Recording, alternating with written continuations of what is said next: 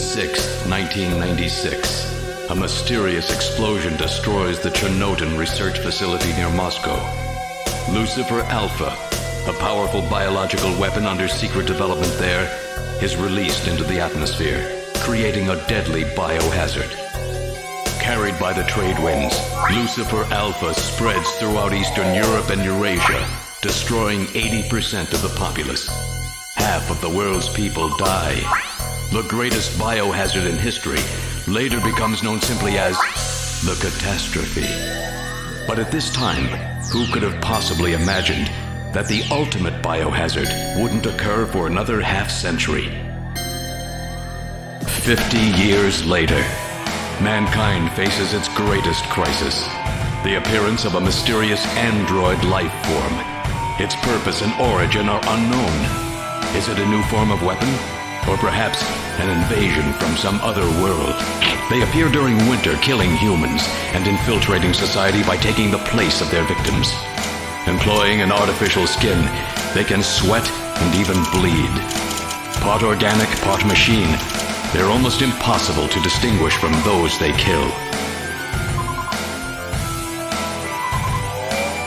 As they steal their victims' bodies in order to take their place, these mysterious invaders become known as Snatchers.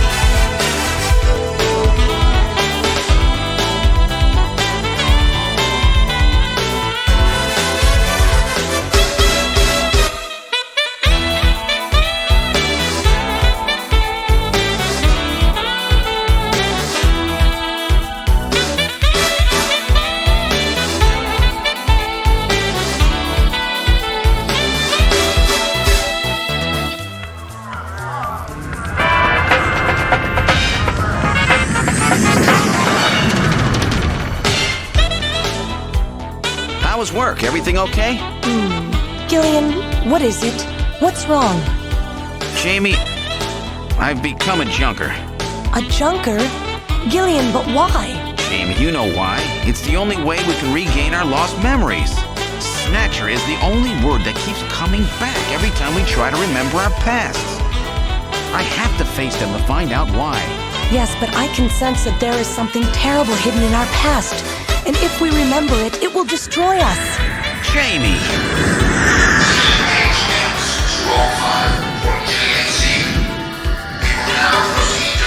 I'm going now. Jamie! What? I can't hear you!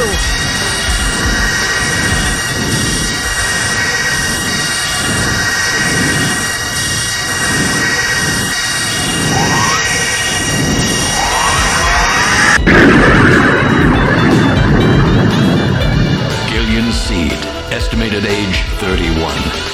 3 years ago, he and his wife Jamie Seed are taken into protective custody in the Siberian Neutral Zone by the 17th Siberian Investigative Force.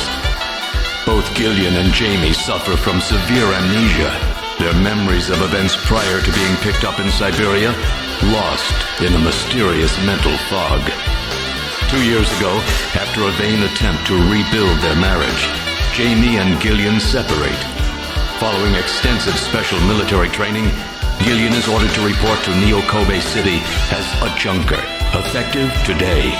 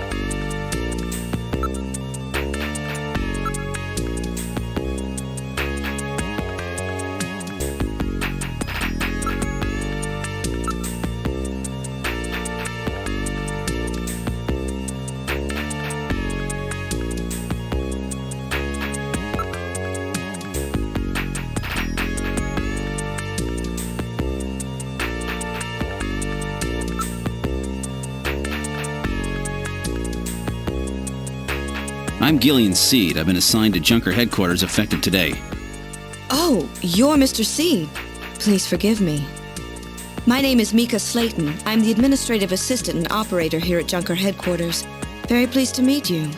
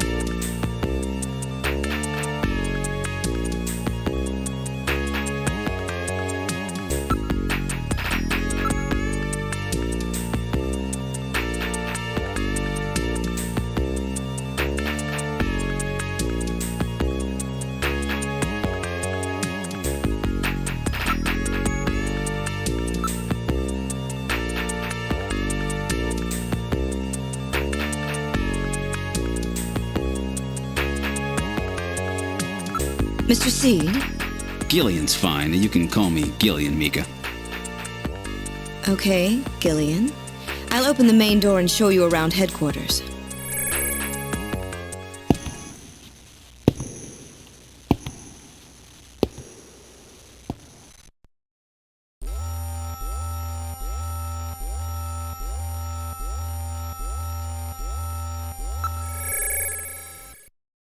Chief Cunningham, Gillian Seed is here. I brought him in as you requested. Thanks for coming, Seed. I'm Benson Cunningham, the Chief of Junker Operations. Gillian Seed. I've been transferred here from the 17th Special Forces Division. I've heard all about your special training in the military, Seed. I hope you'll put it to good use on your new assignment here. By the way, I understand you're suffering from amnesia. Any sign yet that your memory's coming back? I'm afraid not. I still can't remember a thing from before the Army picked me up 3 years ago. You're married, aren't you?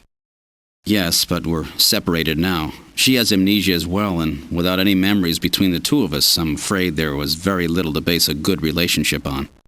I can see your point there.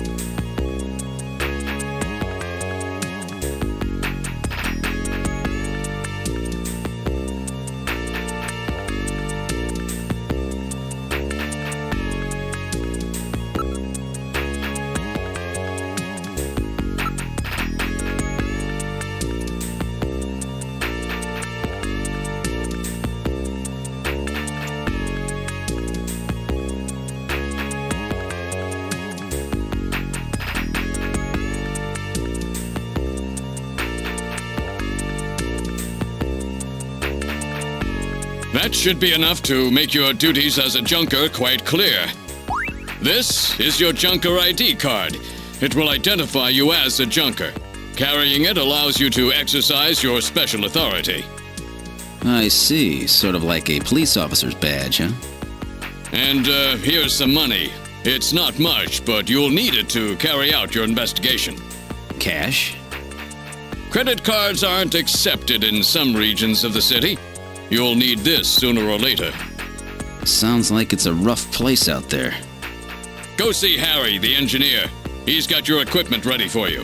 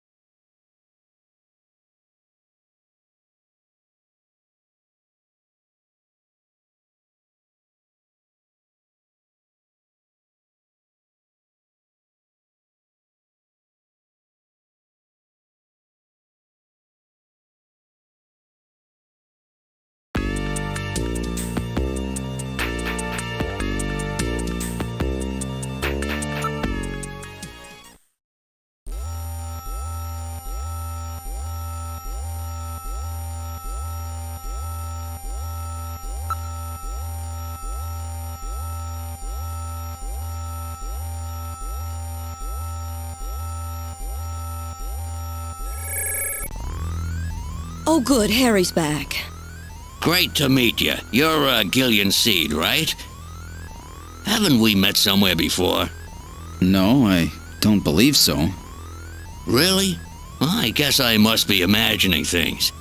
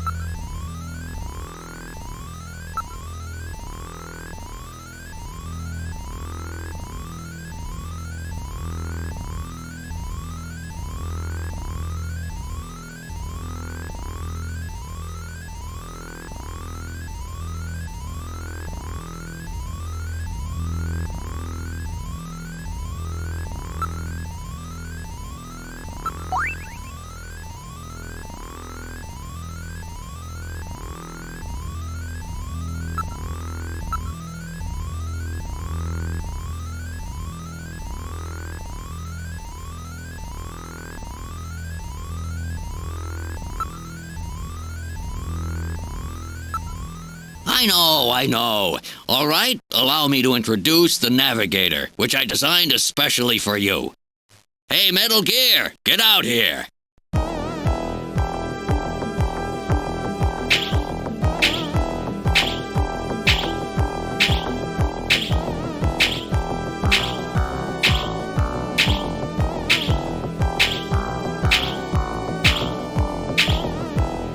Metal, introduce yourself. Yes, sir. Pleased to meet you, Gillian. I am Metal Gear Mach 2. I am programmed to be your personal assistant. Metal Gear? That's a pretty weird name. Oh, he's cute. Thank you. I think he's turning red. I took his basic design and his name from the Metal Gear menace of the late 20th century. But quite unlike that Metal Gear, this one was designed for peaceful purposes.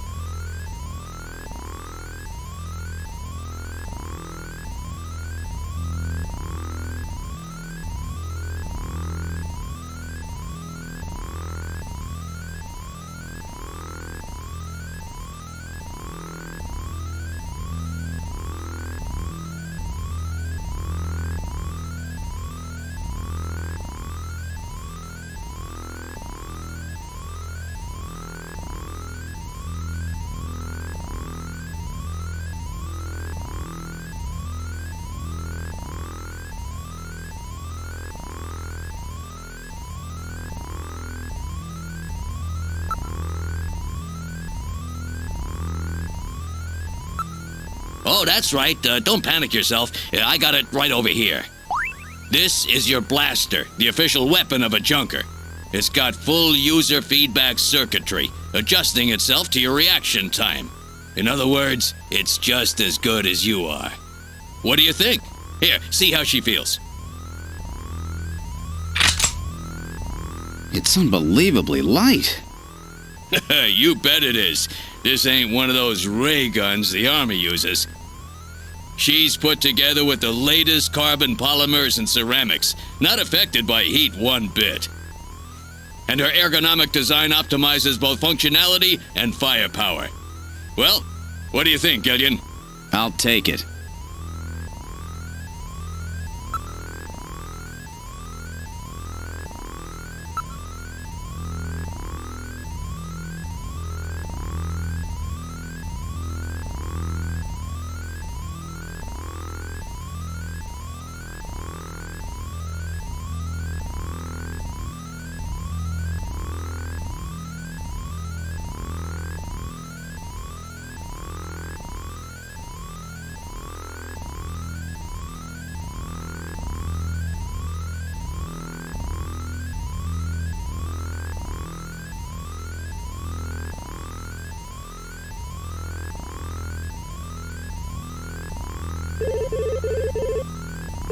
I have a video phone call from Jean-Jacques Gibson coming in. Connecting.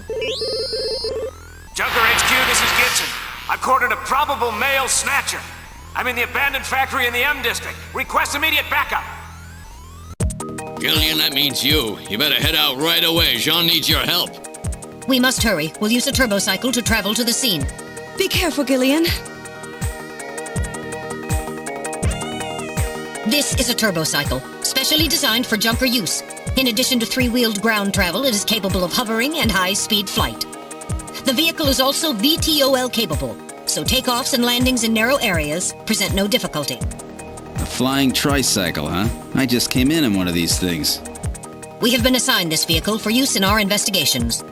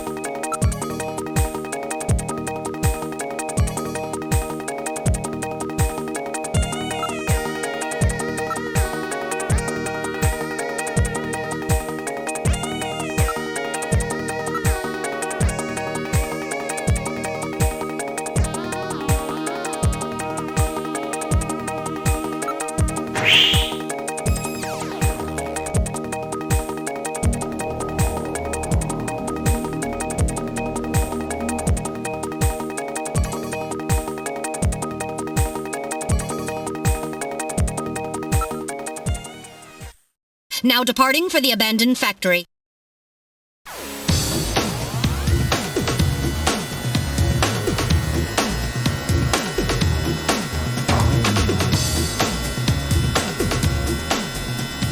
My first day on the job, and now this. Ace Junker Gibson has cornered a suspected snatcher. I wonder if this guy really is a snatcher. Guess I'll find out now if all that training really paid off.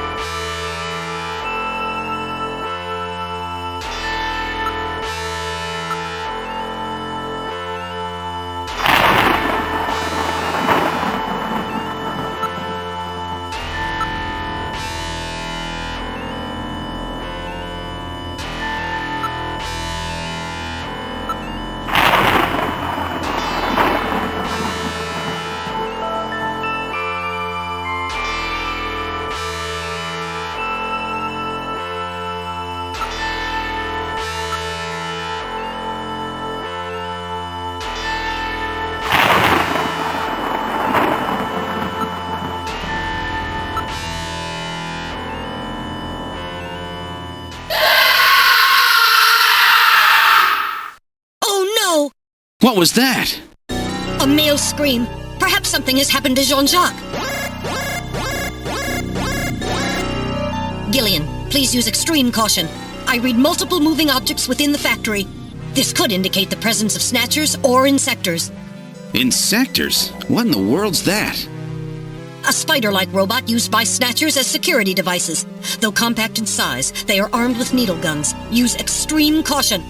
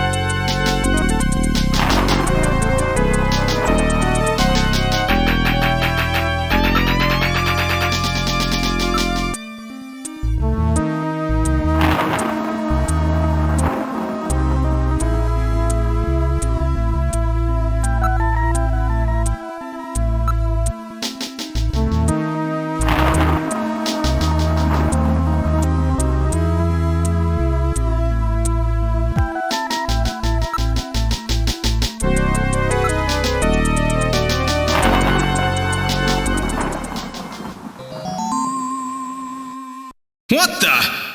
It's Little John. Little John? Yes, Jean-Jacques Gibson's personal navigator.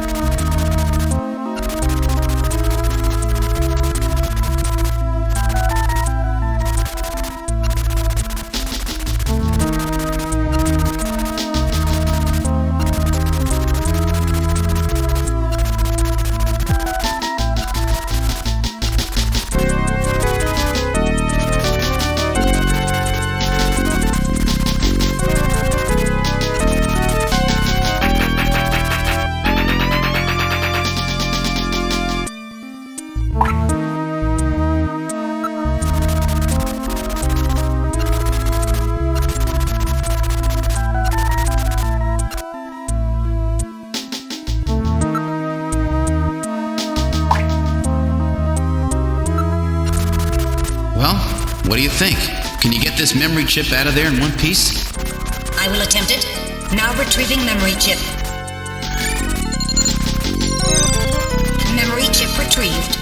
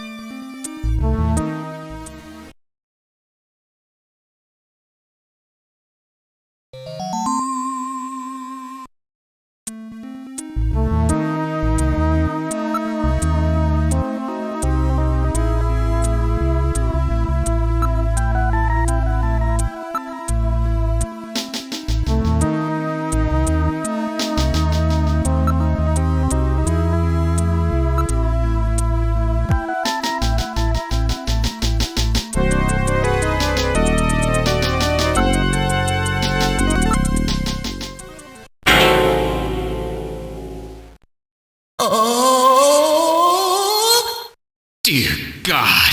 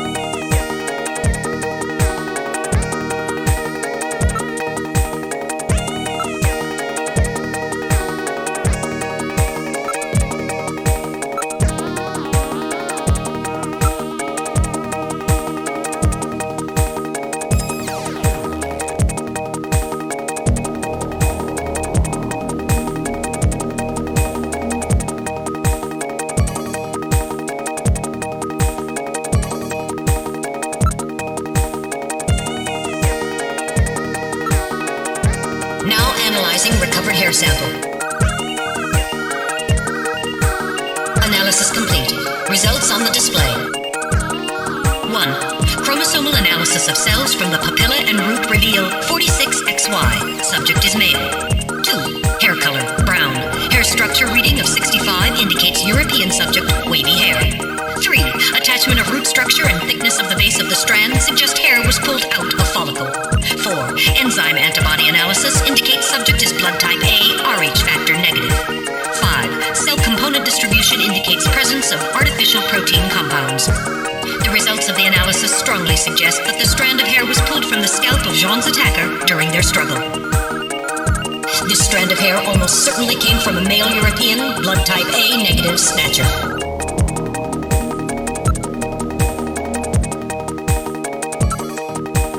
Now analyzing recovered tissue sample. Analysis complete. Results on the display. 1. Enzyme antibody analysis indicates subject is blood type O, Rh factor negative. 2. Chromosomal analysis of cells in the sample reveal 46XX. Subject is female. 3.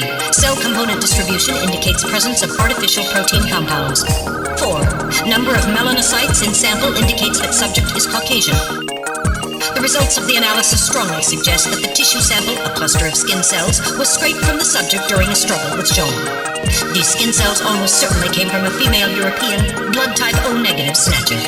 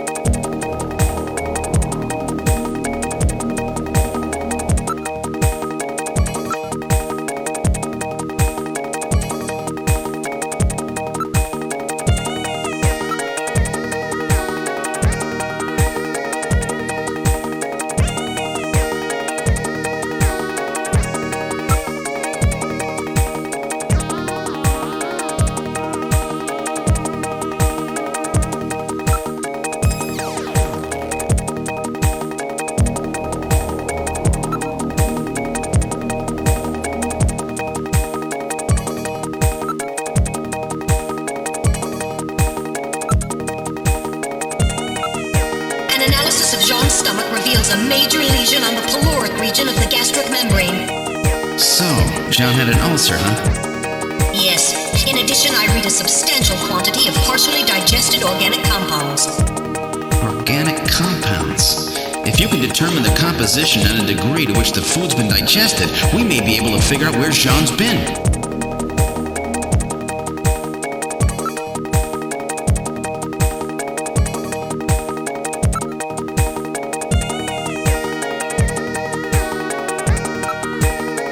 Now making incision in Jean's stomach to analyze organic compounds present.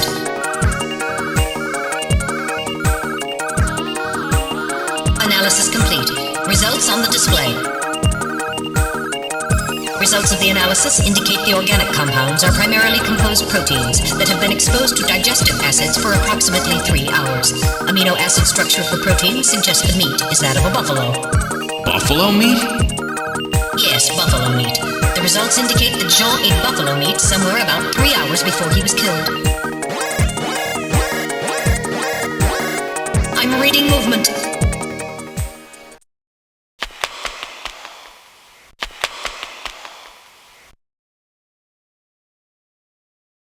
Snatchers?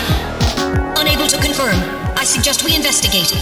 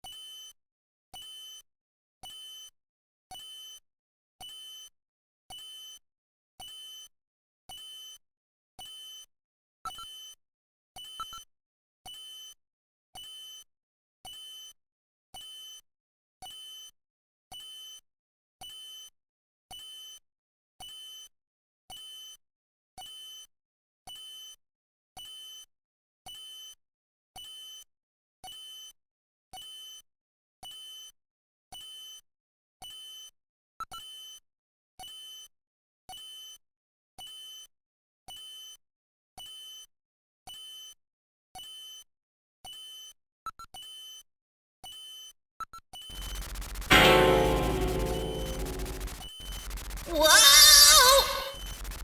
Time bomb? Evacuate immediately! There is little time!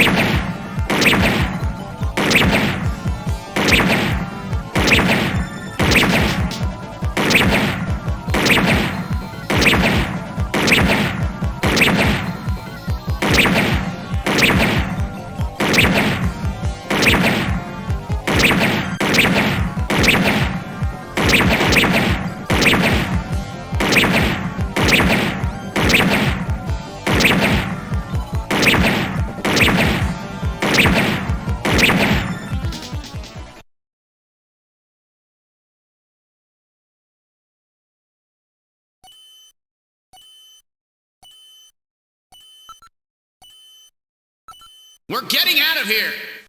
Sorry, I cannot go with you! What's wrong with you? Hurry it up! I am incapable of locomotion! What on earth are you blabbering about? Let's go! It's gonna blow! Please save yourself! I am paralyzed with fear! Oh, I can't believe this stupid robot! Come on!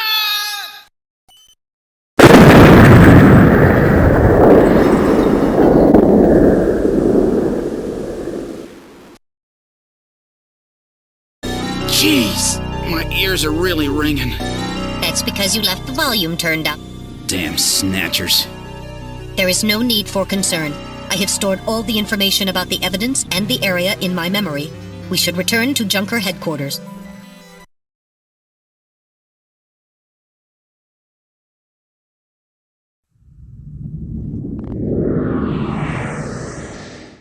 We've returned to Junker headquarters. Ooh, that was some first day. Now entering the building.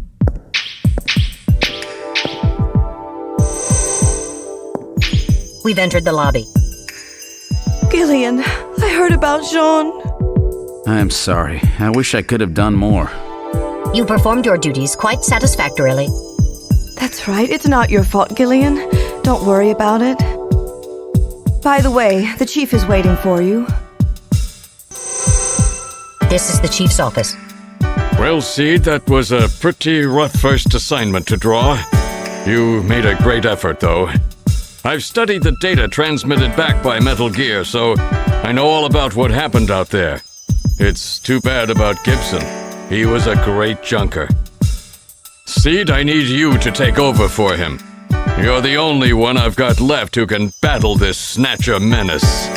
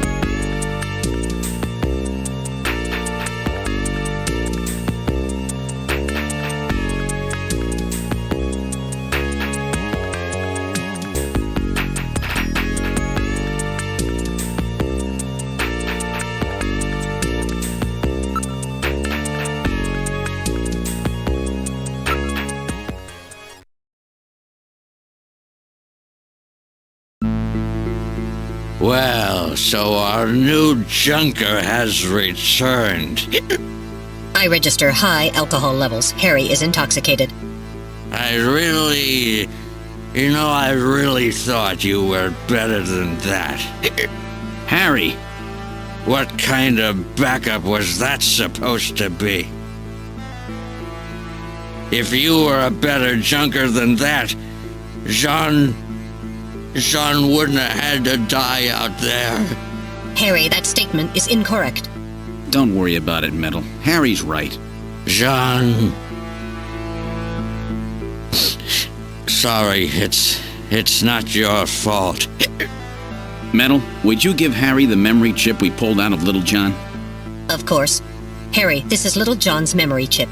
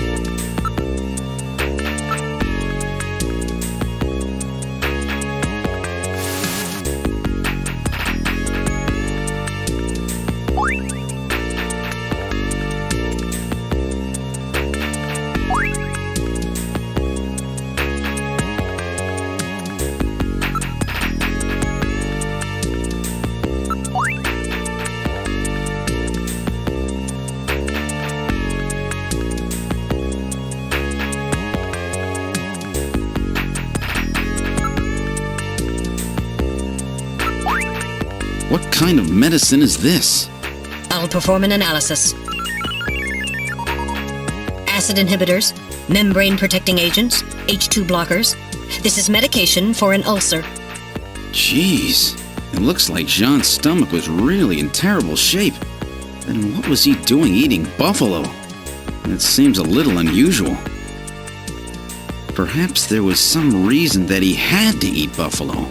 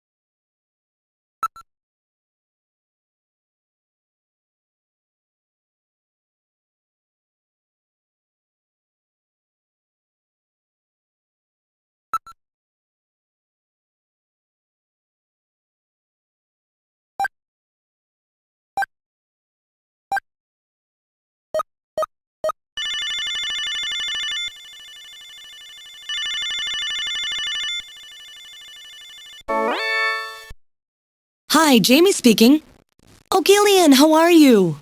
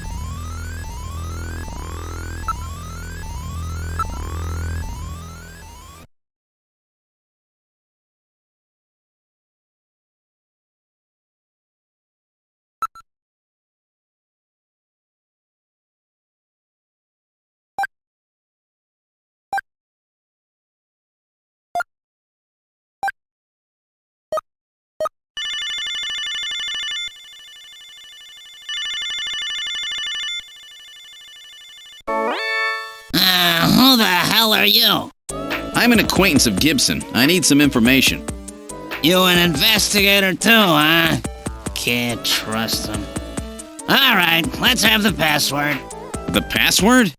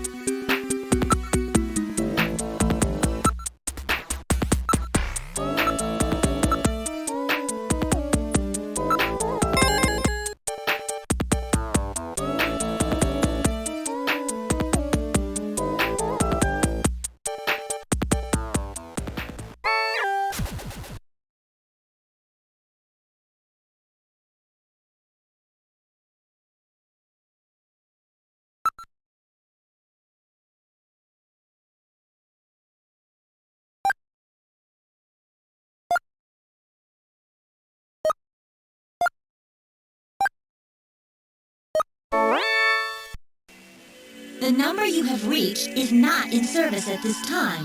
Please check the number and dial again. This is a recording. JTNT Neo Kobe.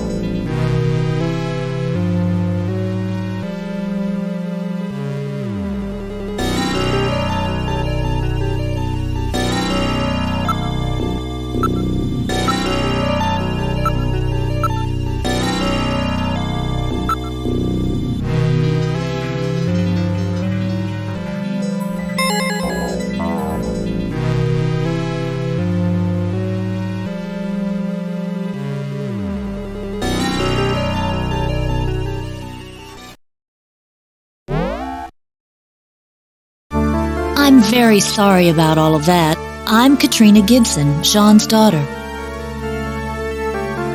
I'm so sorry. What's the matter, Mr. Seed? I'm very sorry, Katrina. It's my fault your father's dead. Gillian. No, if I could have gotten there just a little sooner, your father might still be alive. Oh, Mr. Seed, I appreciate your feelings, but I was always ready for the worst with my father. Every day as I watched him leave for work, will it be today, tomorrow? I knew it was a dangerous job. Katrina, that's... Well, I'm a junker's daughter. Do you think you'll be all right by yourself? I'll be fine. Don't worry about me. I can take care of myself. Besides, I don't think I have any tears left. Katrina, are you sure? Okay, Junker, you've got work to do, right? Keep yourself busy. That's the best way to take your mind off of it. Okay, Katrina, you're probably right. I'll appreciate any help you can give me on this investigation.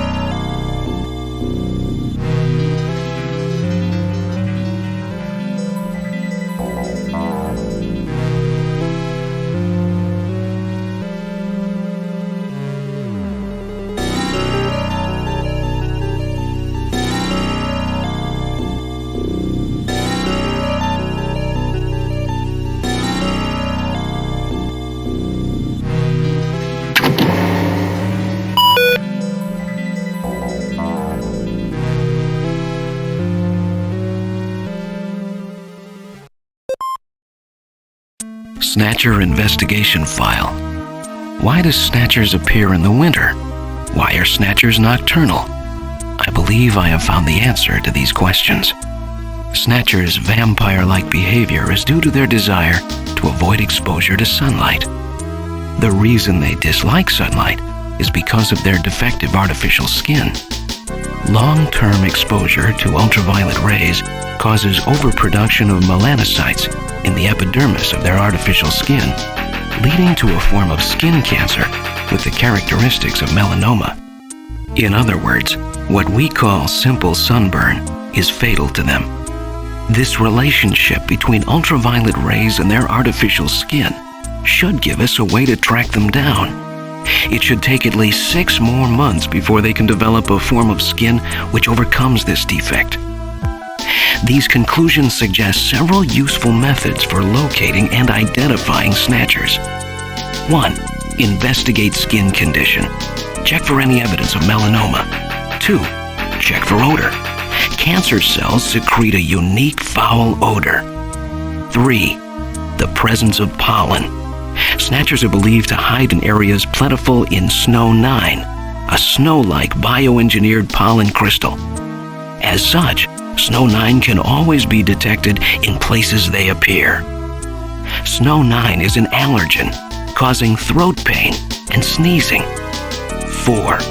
Possession of sunscreen. In order to protect their skin from ultraviolet rays, Snatchers use sunscreen even in the dead of winter. This is due to sunscreen's ability to block ultraviolet rays. Of these techniques, 1 and 4 should prove particularly useful.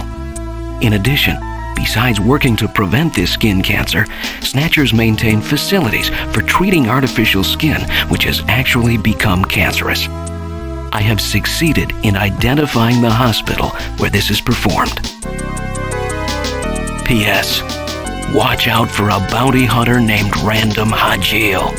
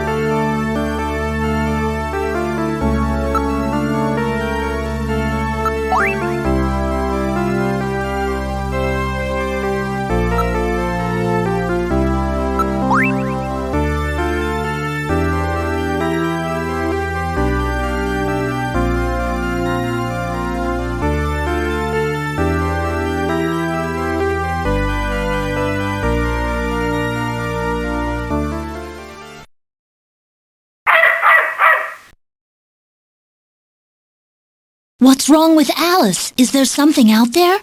A snatcher, maybe. Katrina, you stay here.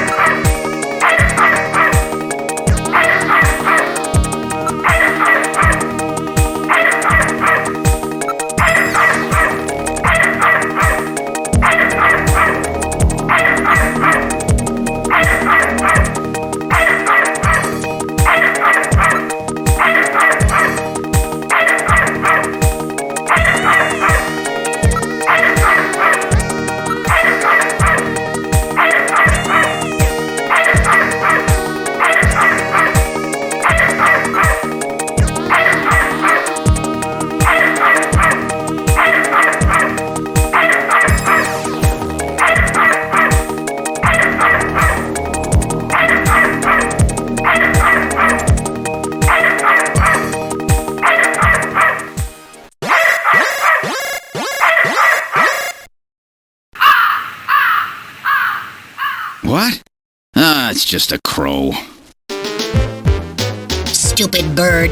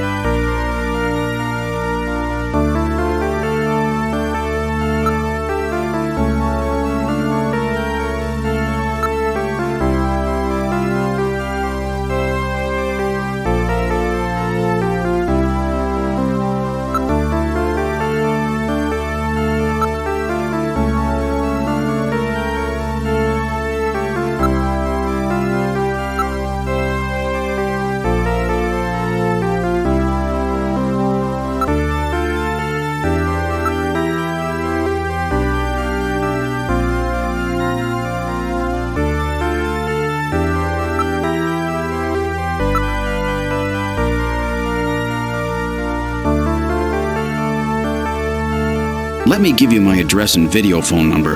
Give me a call if anything comes up. Thanks again, Mr. Seed. Take care.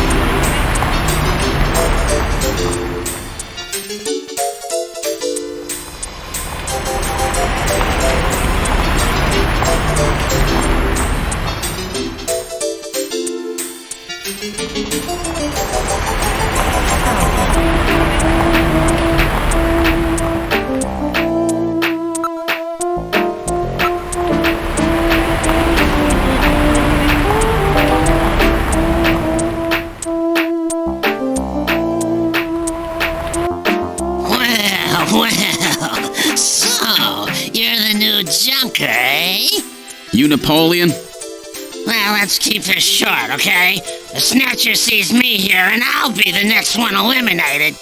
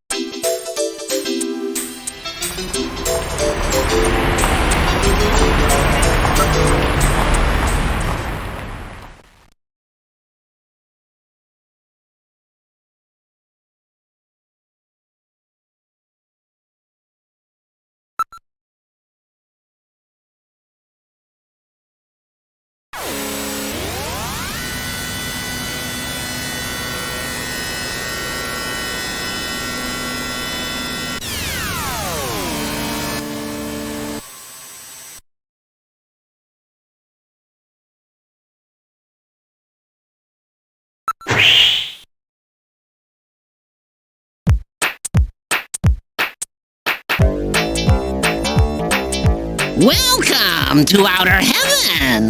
Table for one?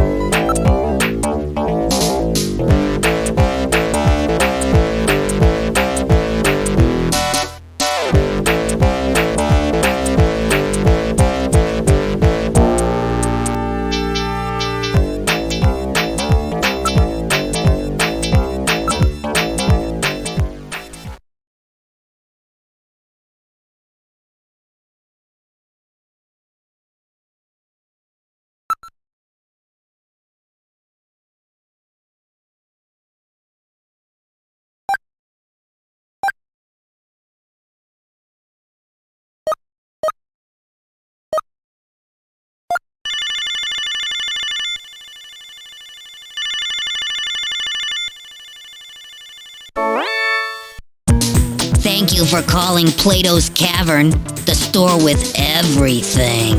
May I help you?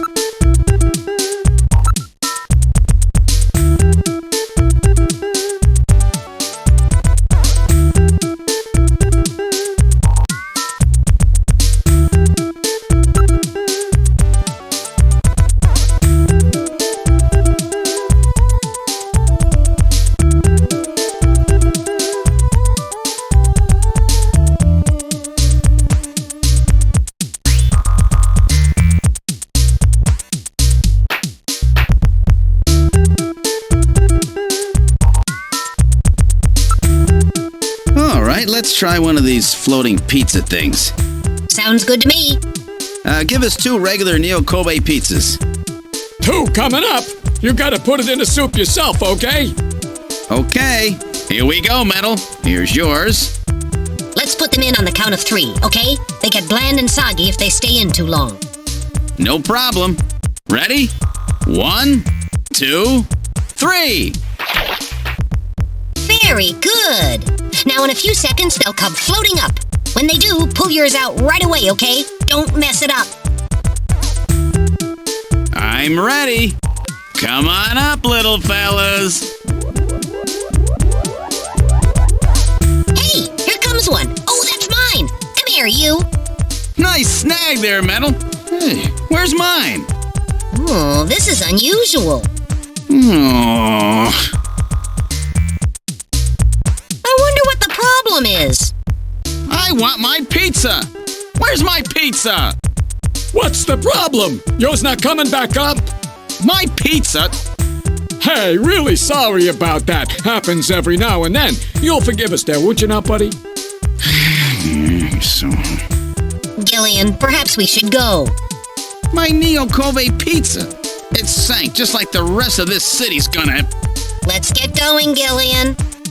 I can't believe that. I'll never waste my money on one of those stupid things again.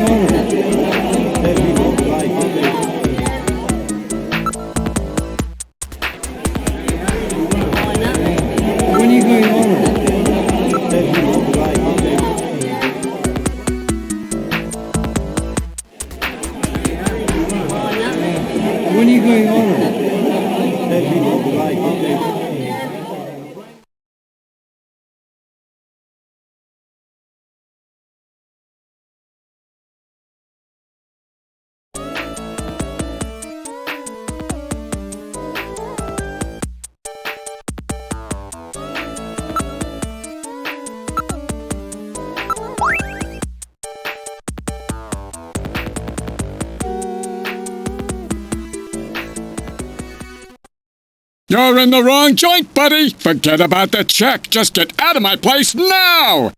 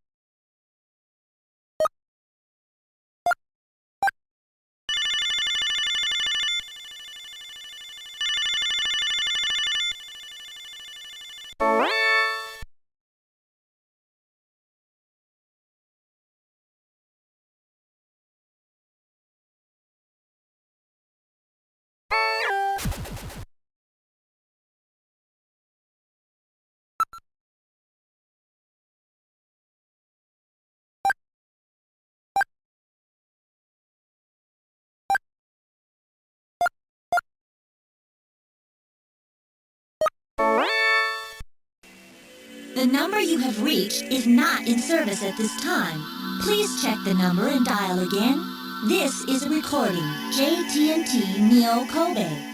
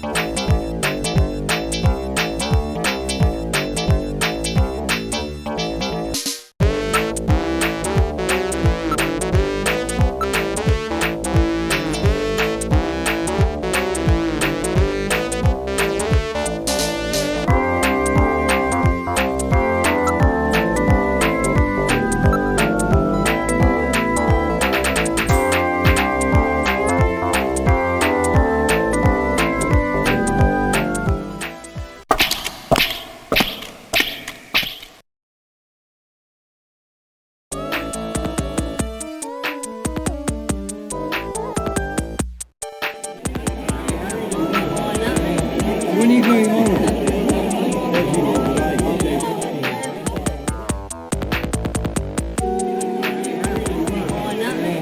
When are you going home?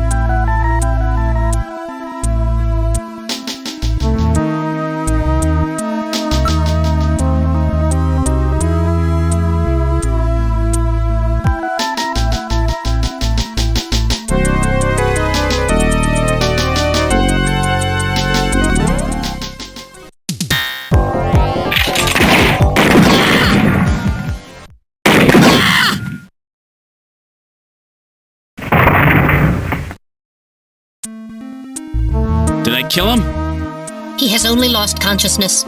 Excellent shot, Gillian, hitting him in the hand like that. That's not exactly how I planned it.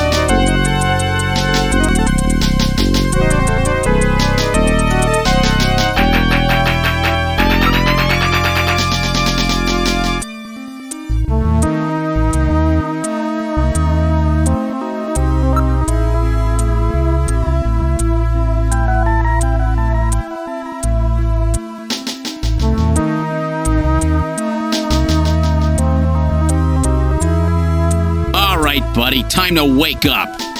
Whoa, man, don't shoot! Don't shoot! Gillian, while your earlier shot is justifiable as self-defense, killing this suspect would violate Section 5, Article 2 of the Junker Bylaws. You must first have concrete evidence that he is a snatcher. Damn. We should search his bathroom. We may find sunscreen there. Good point. Okay, let's move into the bathroom.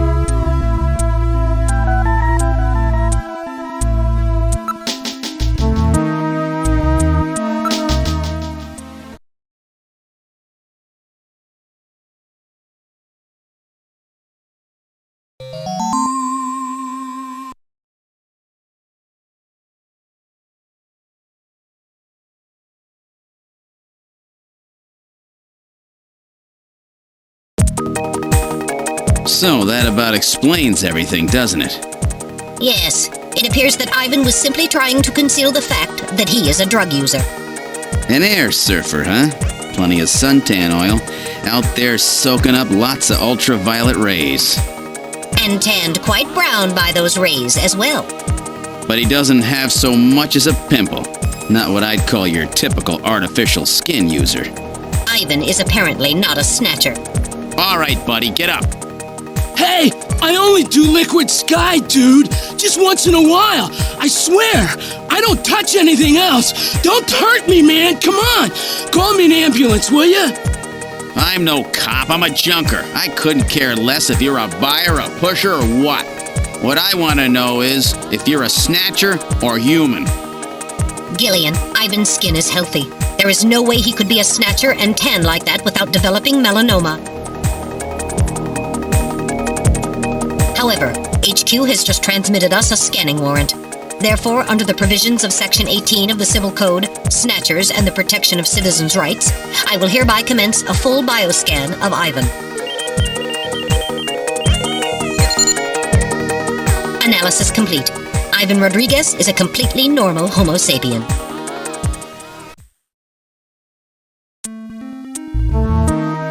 I keep telling you, dude, I ain't no snatcher or whatever. Now, would you please get me a doctor? Why don't you just put some of your drugs on it? Hey, I wasn't doing anything wrong, man. The friendly boys from narcotics will be here any time now. Save your breath for them. Come on, dude, I ain't done nothing. I'm just into air surfing. I just wanted to win the competition, man. I needed some money for that, okay? Hey, it's just drugs, man.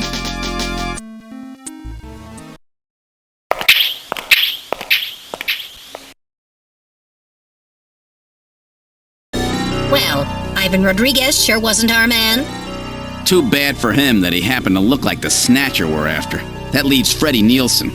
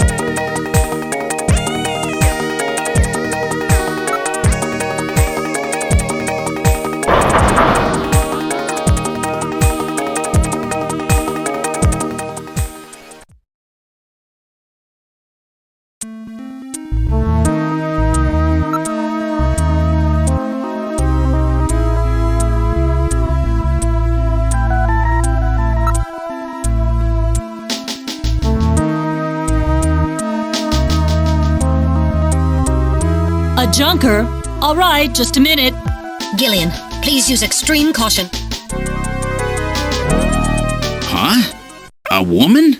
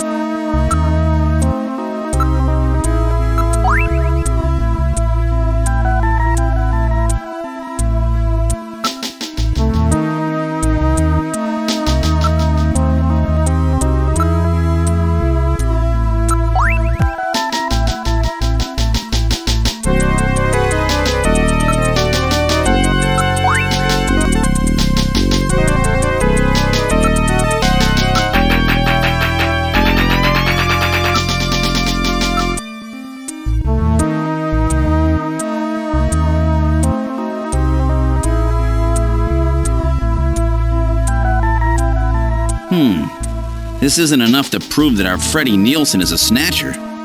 True. Without more evidence, we cannot get a scanning warrant. We'd like to take a look in your bathroom if you don't mind. Oh, you need to use the bathroom? No, we'd like to investigate your bathroom. Really? Whatever. Please, go right ahead.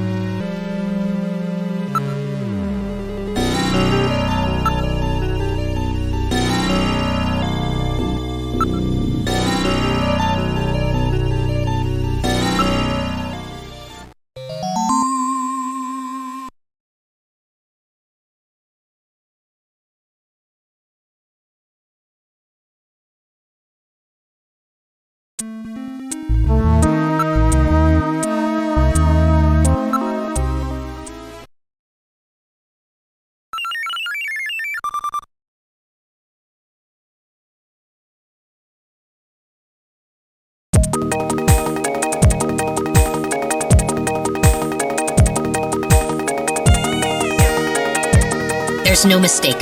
Freddy Nielsen is a snatcher.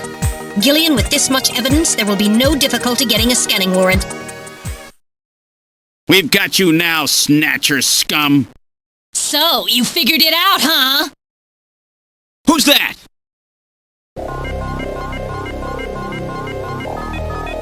Know all about us, do you, junker?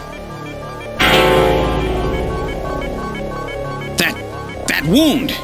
Joan did that to her. Die, junker!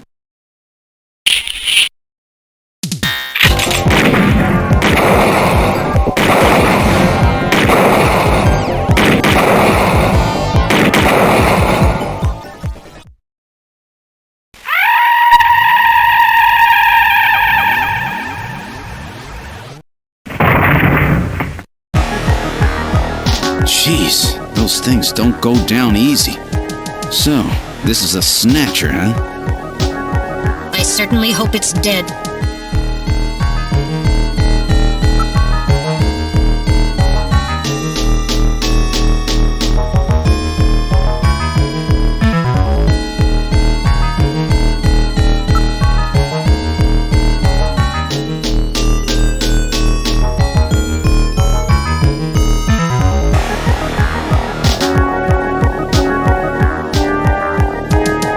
So it was Lisa and Freddy who killed Jean.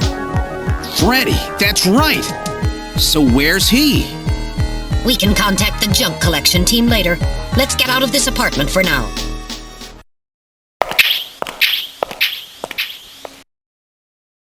We're outside now. What the? A light just came on. There's not supposed to be anybody in there. Perhaps Freddy has returned. There's only one entrance, and we're standing right next to it.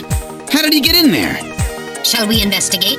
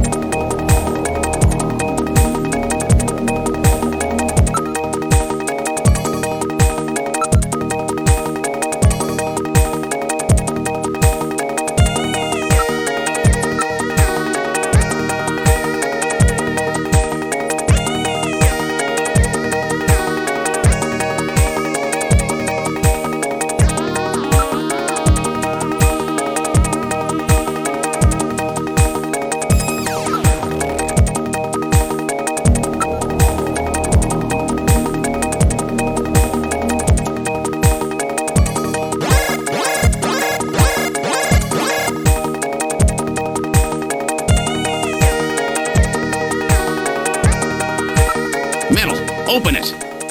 Okay, now establishing Alpha 1 link. Link made. Executing search for lock code of apartment 202. Hurry it up! Just a bit longer. I'm in Alpha 1's maintenance records for the MR district. Lock code found. Now opening the door. Good work!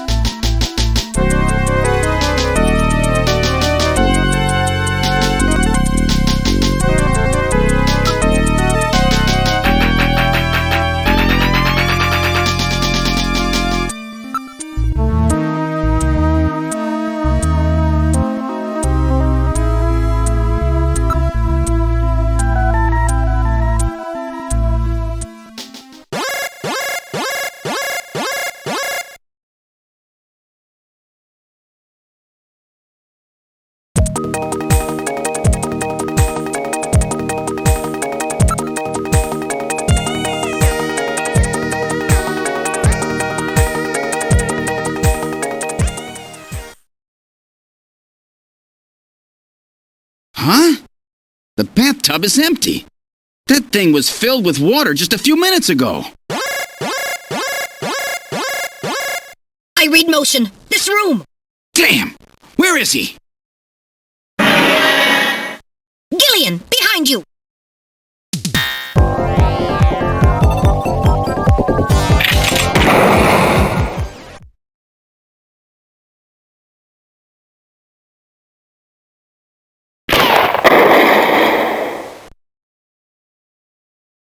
That was close.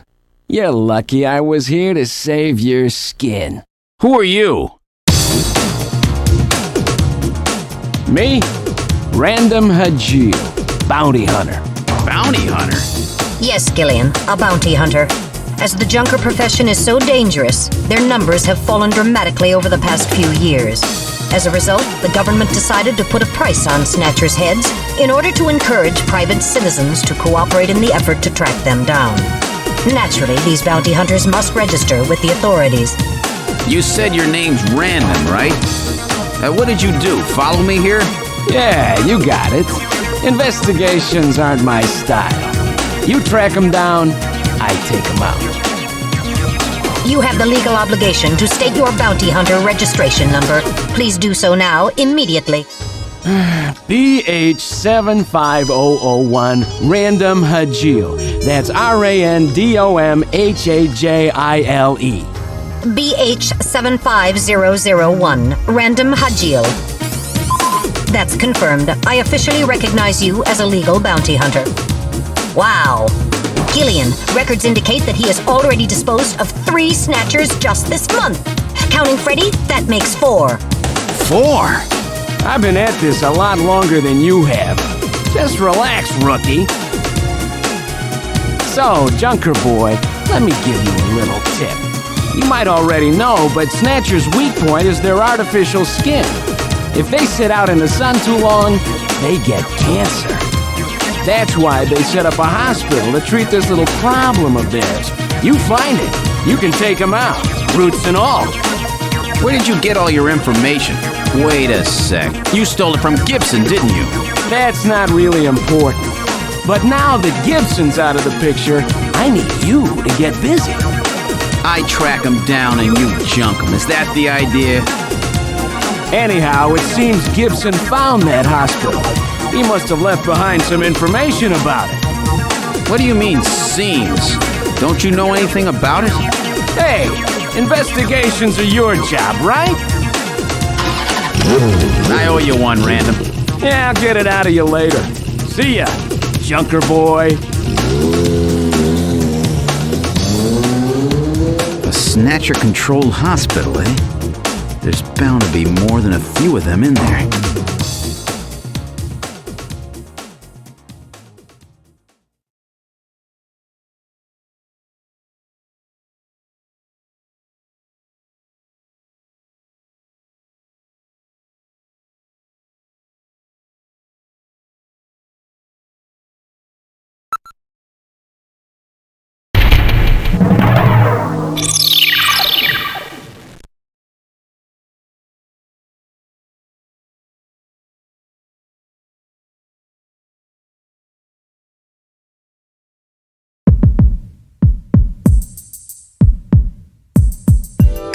Okay, let's try to sort all this out. Metal Gear, would you mind helping out? Not at all. Now projecting recorded video images. Gibson calls in and you two immediately head for the abandoned factory in the M District. But when you arrived, Gibson had already been killed by someone, or something at the factory. From hair and skin samples recovered from his body, you determined that the perpetrators were two Snatchers, one male and one female. In addition, from a floppy disk containing notes from Gibson's investigation, you discovered that Snatchers have a crucial defect. Gibson was apparently killed because he had learned about this weak point. And this weak point is a key difference between them and real humans. Their artificial skin cannot tolerate ultraviolet rays. Long-term exposure causes it to become cancerous, a form of melanoma. This severely limits the places and times that they can operate to midwinter, when daylight hours are their shortest, and of course at night. And it looks as if it will take at least 6 months for them to develop a new skin which overcomes this fault. So their biggest weak point was that they had to keep themselves protected from ultraviolet rays over the past 6 months. Gibson really put his earlier training as a science cop to good use in figuring this one out. And that's why they use plenty of sunscreen, even in the middle of the winter. As a result of this, it becomes clear that there is one thing they must have to continue their survival. And that is medical facilities, where they can treat artificial skin which has become cancerous. And it appears that Gibson may have located a hospital used for this very purpose. In an effort to determine where Gibson had been investigating, you analyzed his stomach contents, found buffalo meat, and headed to the only place in the city that serves it, Outer Heaven. Isabella Velvet, a dancer at this place, gives you a description, which allows you to put together a montage of the man Gibson was trying to track down. You then ran this montage through the city's data bank, using Joran. And that gave you two suspects, Ivan Rodriguez and Freddy Nielsen. But from the condition of Ivan's skin, you determined that there was no possibility he could be a Snatcher. There was no evidence at all of melanoma. But as he was in possession of liquid sky, you turned him over to narcotics. Following that, a search of Freddy Nielsen's home turned up large quantities of sunscreen. Nielsen's wife, Lisa Nielsen, turns out to be a Snatcher, and you dispose of her. And you confirm that the skin cells found under Gibson's nails were from Lisa. Freddy Nielsen also turns out to be a Snatcher, and you dispose of him as well. The hair sample that was found in Gibson's hand is confirmed as being from Freddy. So you are able to determine that these two Snatchers, Freddy and Lisa, were the ones who killed Gibson.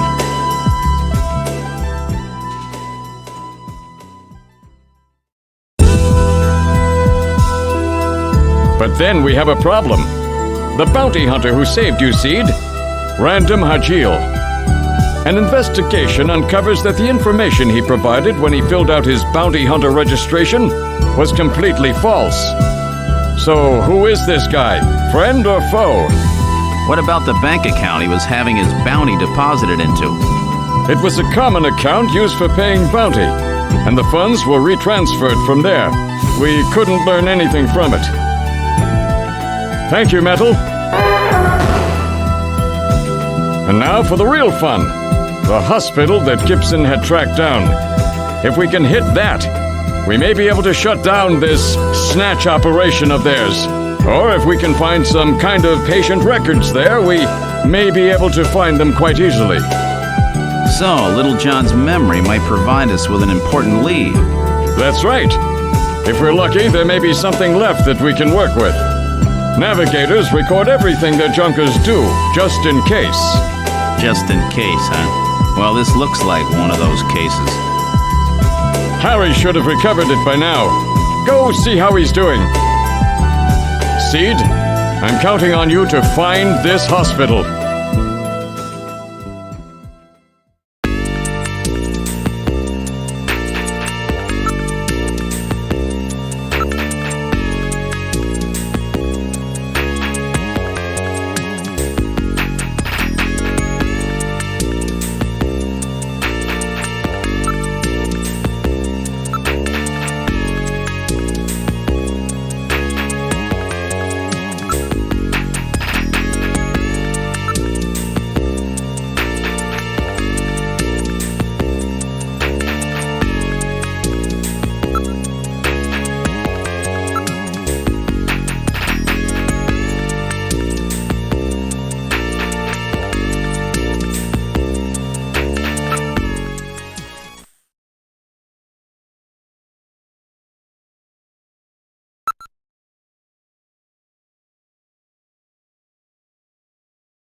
About time you got here, Gillian. I've got Little John's memory all ready for you.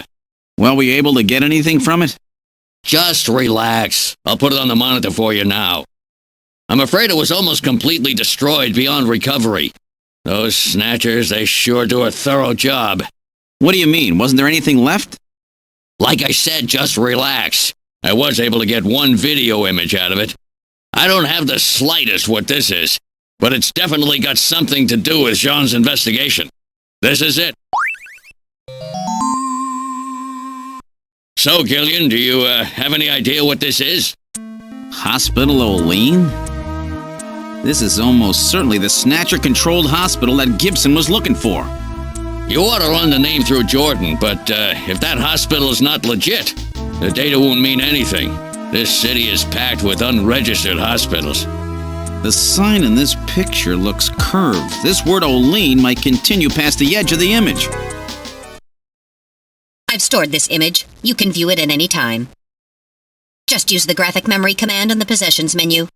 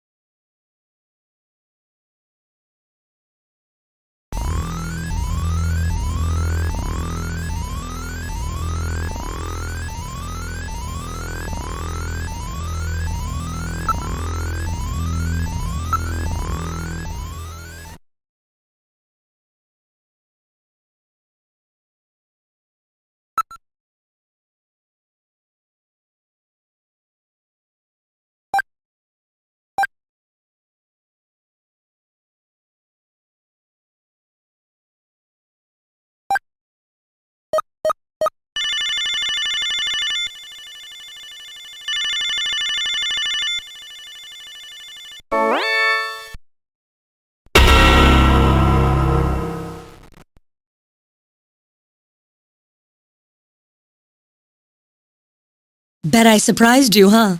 Don't worry, this is just a tape. I'm at work right now. If you need to reach me, please call Neo Kobe Pharmaceutical Labs at 391009. Sorry to scare you. Bye!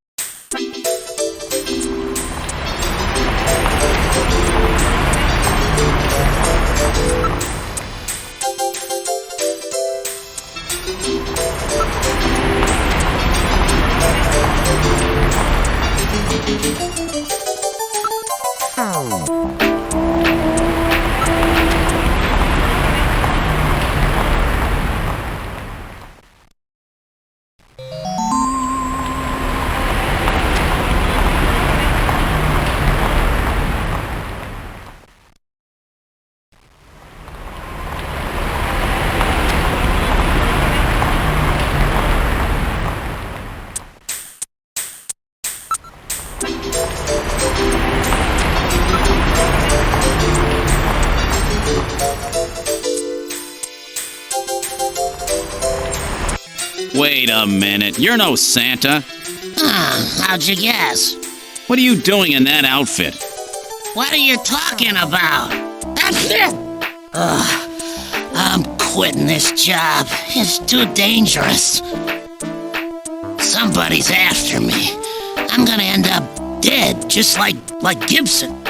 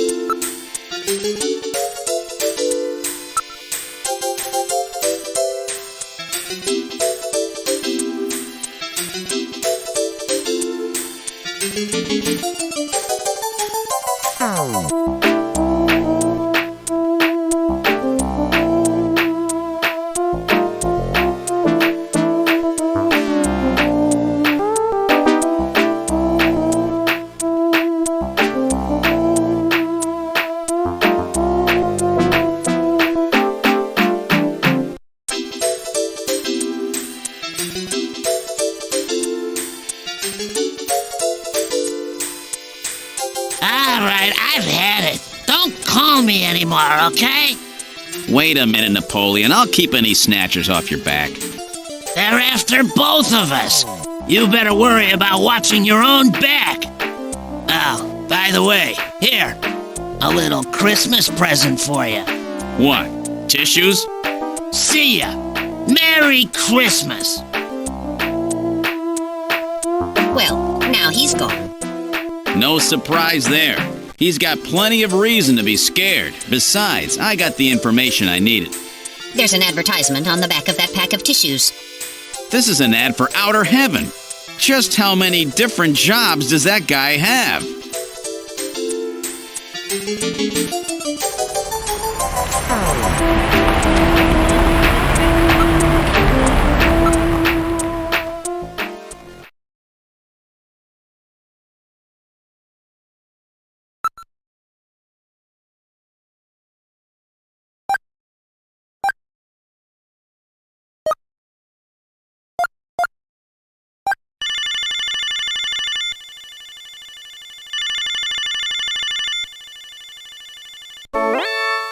Neo Kobe Pharmaceutical Labs, can I help you?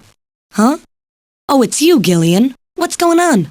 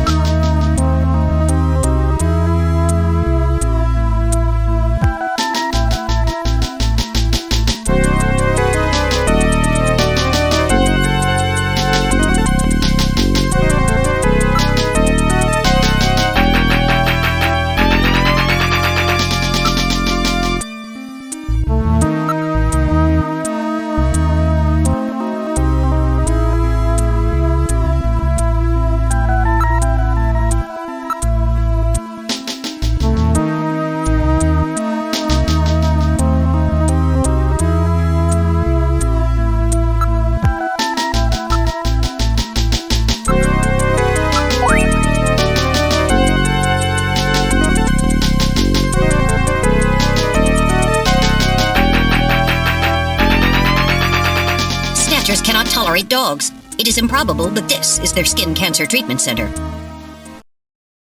Looks like we barked up the wrong tree here. So, now we're back to square one, huh?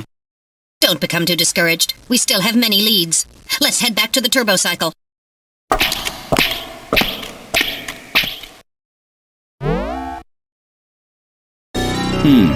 Oleen Hospital.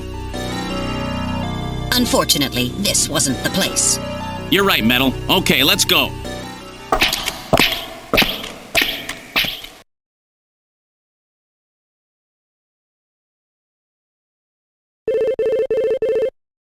Gillian, it's the emergency line from HQ. I'll connect you. Gillian, I'm glad I got you. I got a call from Katrina. She said she has something she needs to give you. Something to give me? What in the world? She seemed really scared. Kept saying that Alice was barking. When did she call? About 30 minutes or so ago. Damn. Gillian, we should hurry. Yeah, Katrina's in trouble.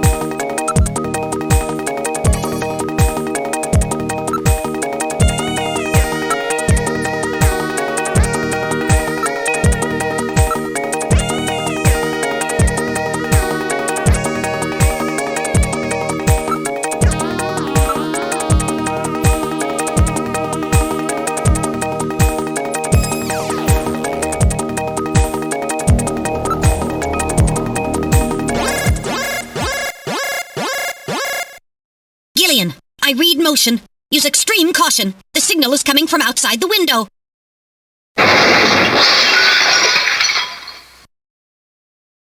It's Alice! The dog is dead. Body temperature suggests it was killed about 10 minutes ago.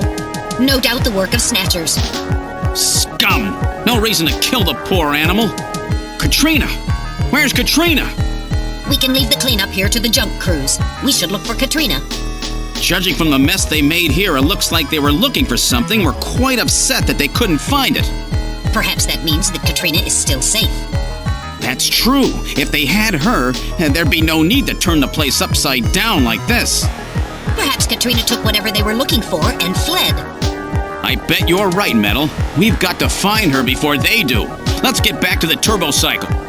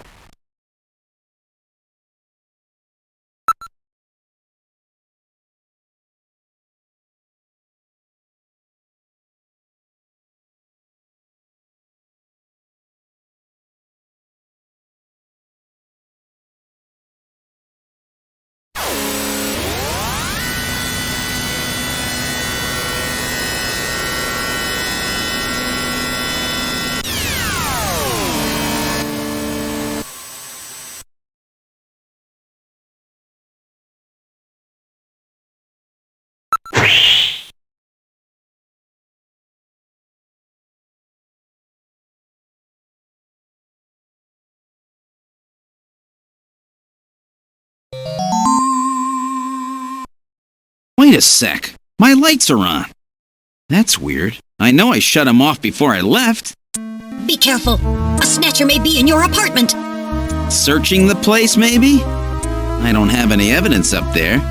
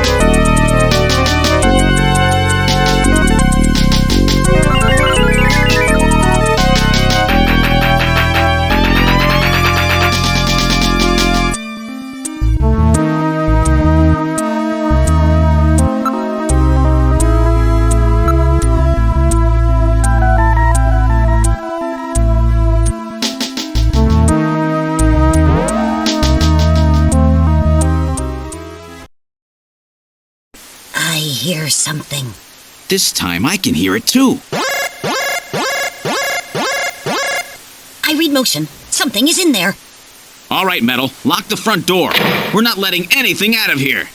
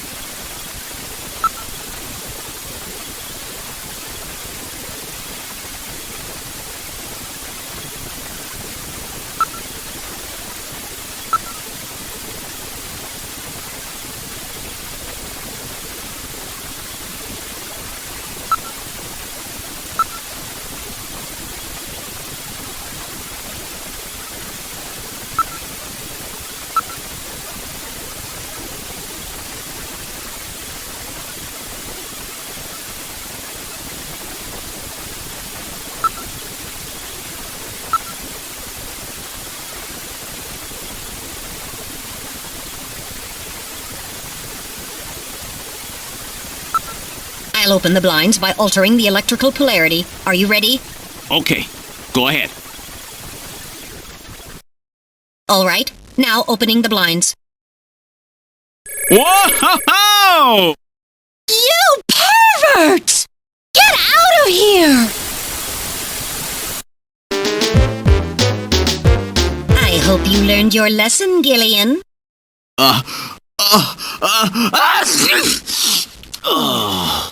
You definitely had that coming to you. Oh, yeah? Well, I didn't exactly see you close your eyes either. That is because my optical sensors are not equipped with retractable shutters. Oh, shut up. You know exactly what I mean. Here comes Katrina. I can't believe you did that, Gillian. You see, I was just... Face up to it like a man. You shut up. I'm just glad that you're safe, Katrina. I was so frightened. I just looked up your address and I let myself in. I'm sorry. Did I surprise you? Surprise me? You bet you surprised me. I'm sorry. That's all right. By the way, how did you get in? Hey, I'm the daughter of a junker. I can pick locks in my sleep. I see. And you avoided the sensors as well. You may have a promising career ahead of you.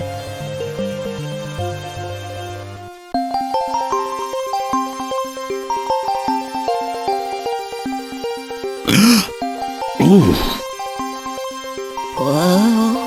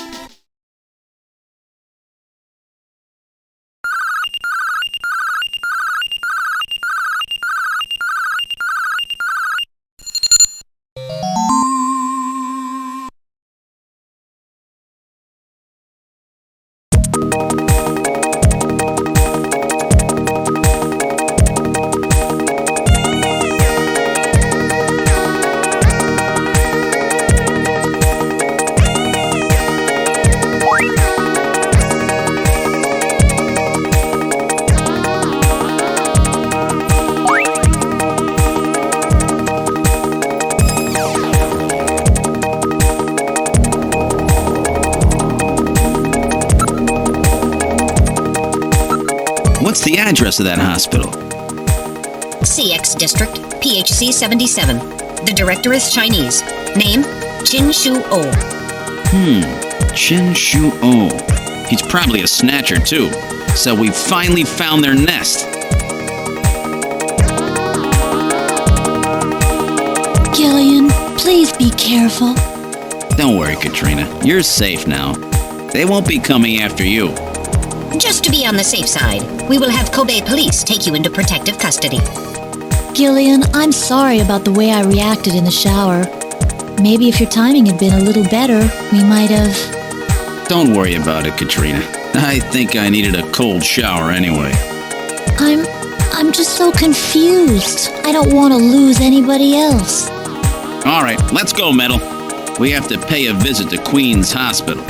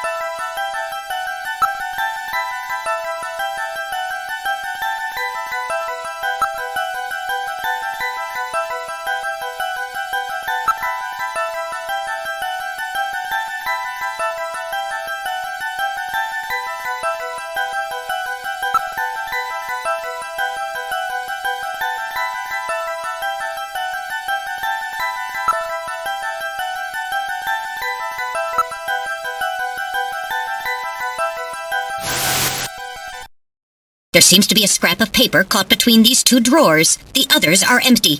It appears that someone tried to straighten up in a hurry. Let me see that paper. Here it is. What? What is this? It looks like Chinese or something. Metal translated. Okay, let's see. Patient record, first examination. I'm not familiar with the next 5 characters. It's the first time I've ever seen any of them.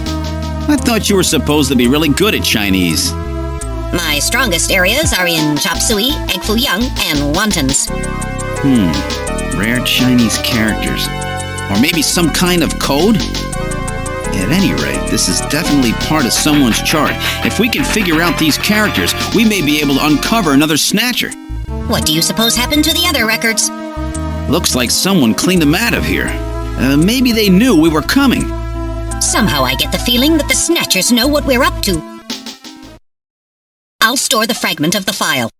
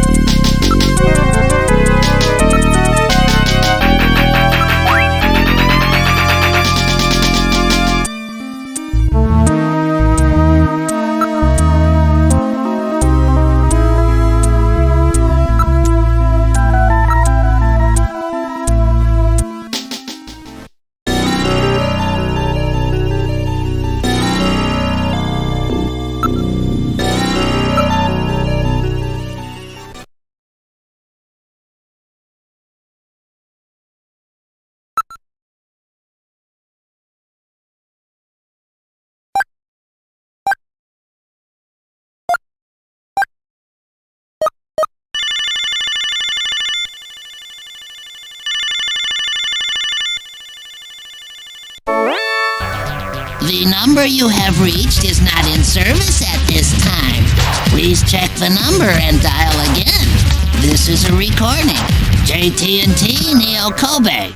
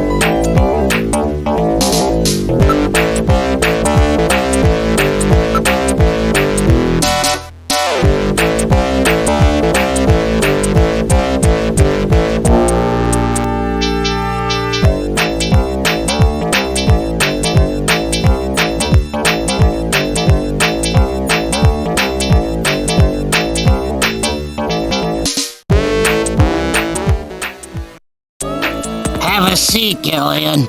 We're safer in a crowded place like this. Jeez, you really had me fooled. 2 roles in 1. Gesundheit. Well, you gotta understand. Being an informer isn't exactly the safest job on the planet, That's why it's important to be a master of disguise, like me. Yeah, but I feel pretty stupid. I mean, all that time I was asking you about where Jean went, I didn't realize I was asking someone who actually worked there. Hey, I was just as surprised as you were. But I didn't know that Gibson had been here. You see, I wasn't working that day. Anyhow, it's not masquerade night today. Why don't you take that mask off, Napoleon? It's a little unnerving sitting here talking to a wolf. All right. I suppose there's no harm there. Boy, you really work up a sweat in these full-face masks. Oh, boy. Maybe you should have left that on. What? Still, you did a nice job of figuring out who I was. Come on, Napoleon. That stupid phone recording with the Wolfman? JT&T would never do anything that tasteless. Besides, what really tipped me off was that constant sneezing of yours. Sneezes, eh? Well, listen, you want me to tell you why I'm called Napoleon? Because winter gets the best of you. Napoleon Bonaparte sent his enormous army into Russia in 1812, but suffered a major defeat because of the snow. Oh, I get it. Yeah, the sneezing isn't a cold. It's my allergy to Snow 9 pollen. So, anyhow, what did you want to know? I've got a couple of questions to ask you. Fire away.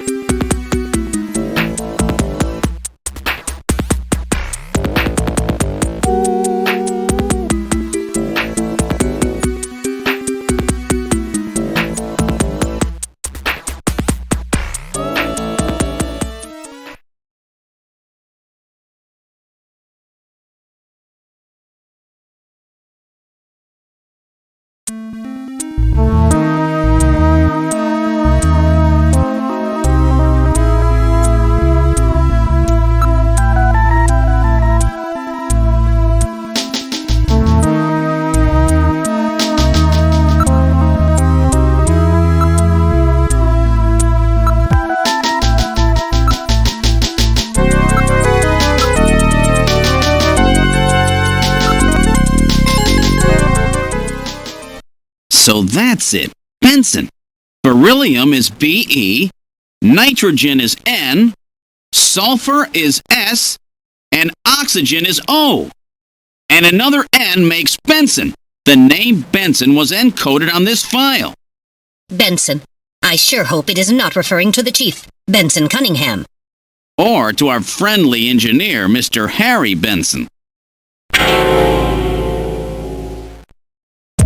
No, that couldn't be. No way!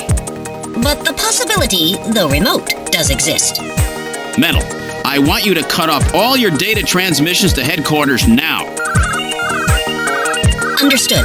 Now disabling automatic transmission routines. Done. No further data transmissions to headquarters will be executed. My God, a Snatcher in Junker headquarters? We've got to get there quick. Let's go, Metal. See you later, Junker. Today's little information tidbit is on me. Now take care, Gillian. Don't get yourself taken out by some Snatcher. I think I'll lay low for a while. You know, after all, you are my main source of income. You be careful too, Napoleon. You get killed and you won't be able to sneeze anymore. What's that supposed to mean? See you, Napoleon. Metal, let's go.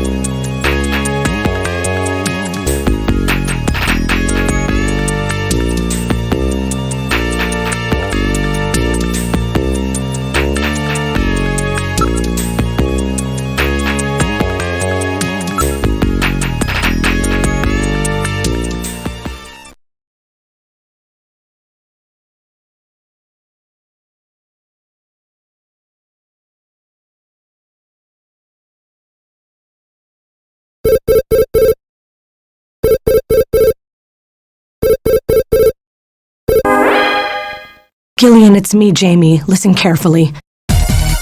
You know that Queen's Hospital? I found out that they undertook a major expansion project in 2035 to put in a basement. That's right, they have a basement.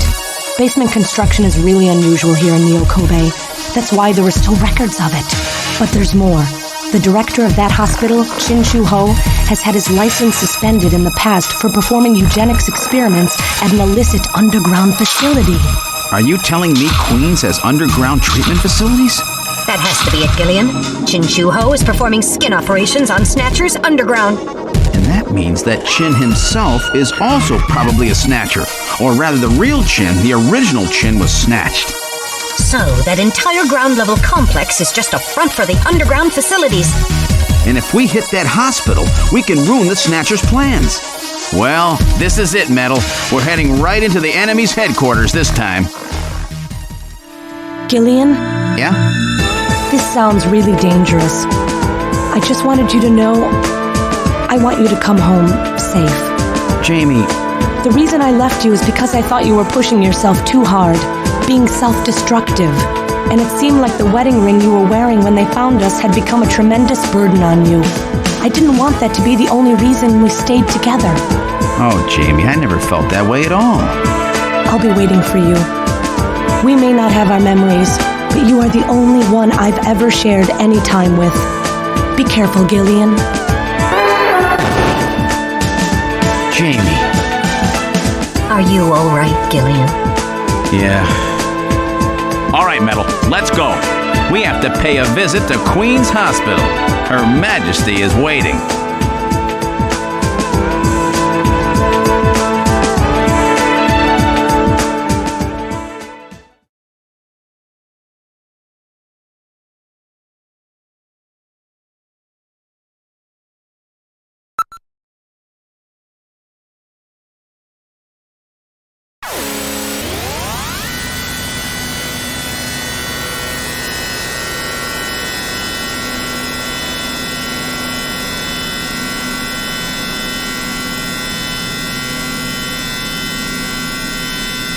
Just where do you think you're going?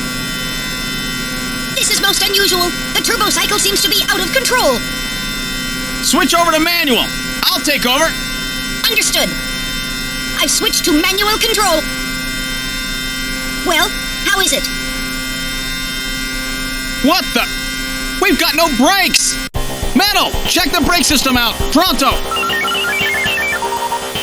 Sorry, Gillian. Looks like Sabotage. No doubt the Snatcher's handiwork. Sabotage?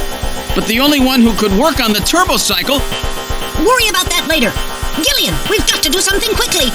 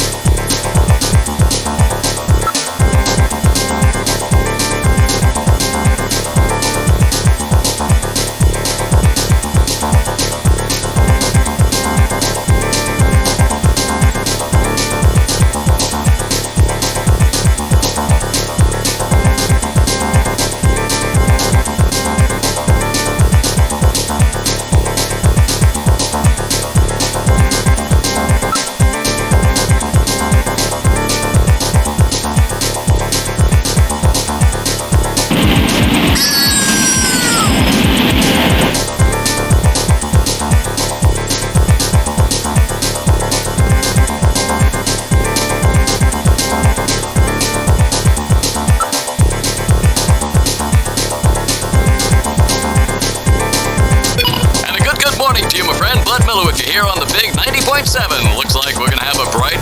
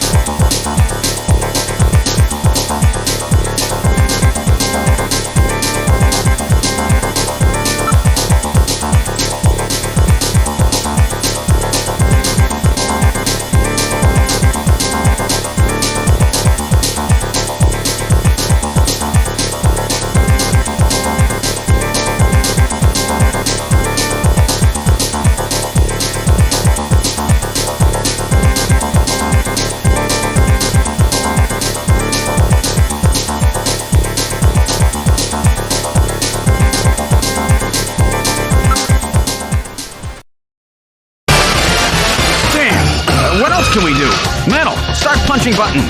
Any buttons at all? Yes, push anything.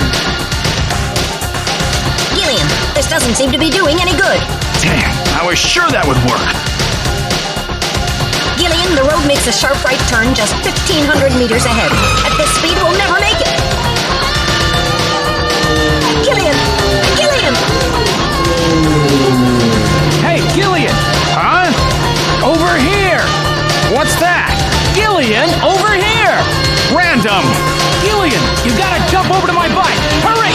800 meters until we reach the curve. Metal, you go first! What? Not again. Move your butt! That curve's just ahead! Understood. 1, 2, 3! All right, Gillian, now it's your turn. Keep her steady. 300 meters until you reach the curve. Gillian, jump! I can't! My timing's off! 150 meters. Gillian, now! 70 meters. Now, Gillian, now! Oh, we're too late!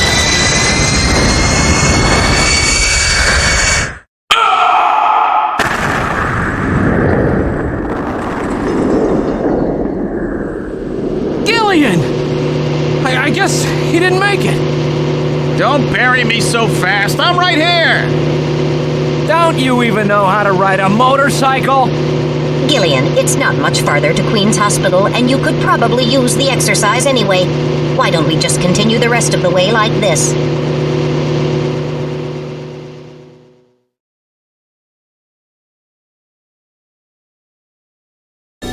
We've arrived at Queen's Hospital. So, this is the place, huh? Random, are you sure you know what you're doing? This isn't going to be a field trip, you know. We may not come back. And the bounty for this one will more than make up for it. If you're around to spend it, that is. Gillian, let's get going.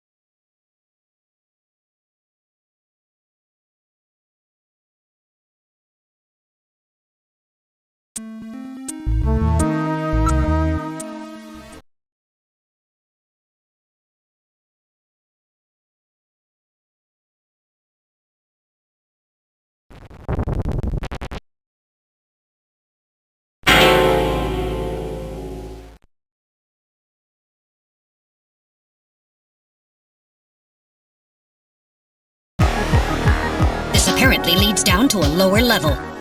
It looks like Jamie was right. Queen's Hospital does have a basement. And that basement is the Snatcher's main lair. Out of the frying pan and into the fire, as they say. Well, what do we do now, Gillian?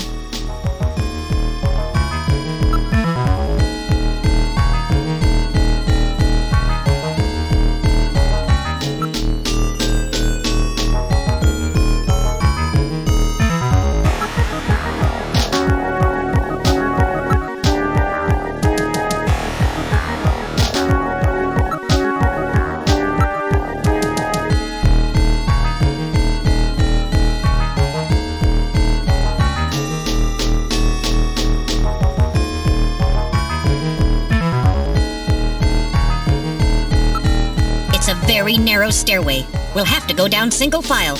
Okay, who's going to take the point? That's obvious. The guy with the light. Hey, that's not fair.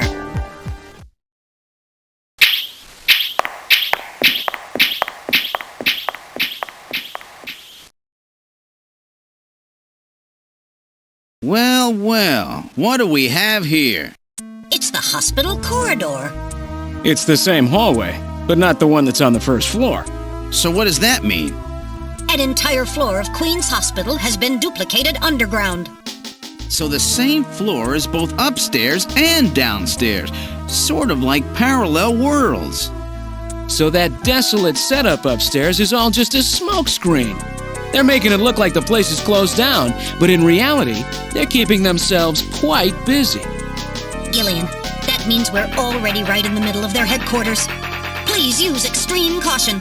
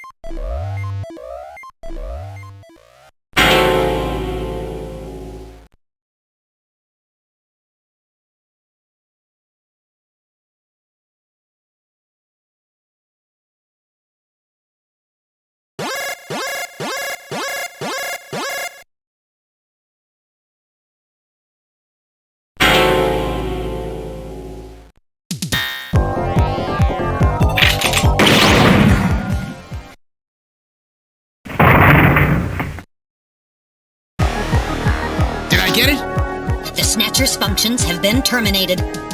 There's no doubt now that this is their maintenance facility. This one was probably still waiting to get its artificial skin installed. So this is what they really look like, huh? Yeah, that's the scariest thing about them. You can't tell them from real people once they've got that skin on. Perhaps that's humanity's great weakness. We're always judging books by their cover. And it's just that human weakness that they're out to take advantage of. All right, Random. Metal, let's go. The HQ's junk squad can take care of him later. We've got an investigation to do.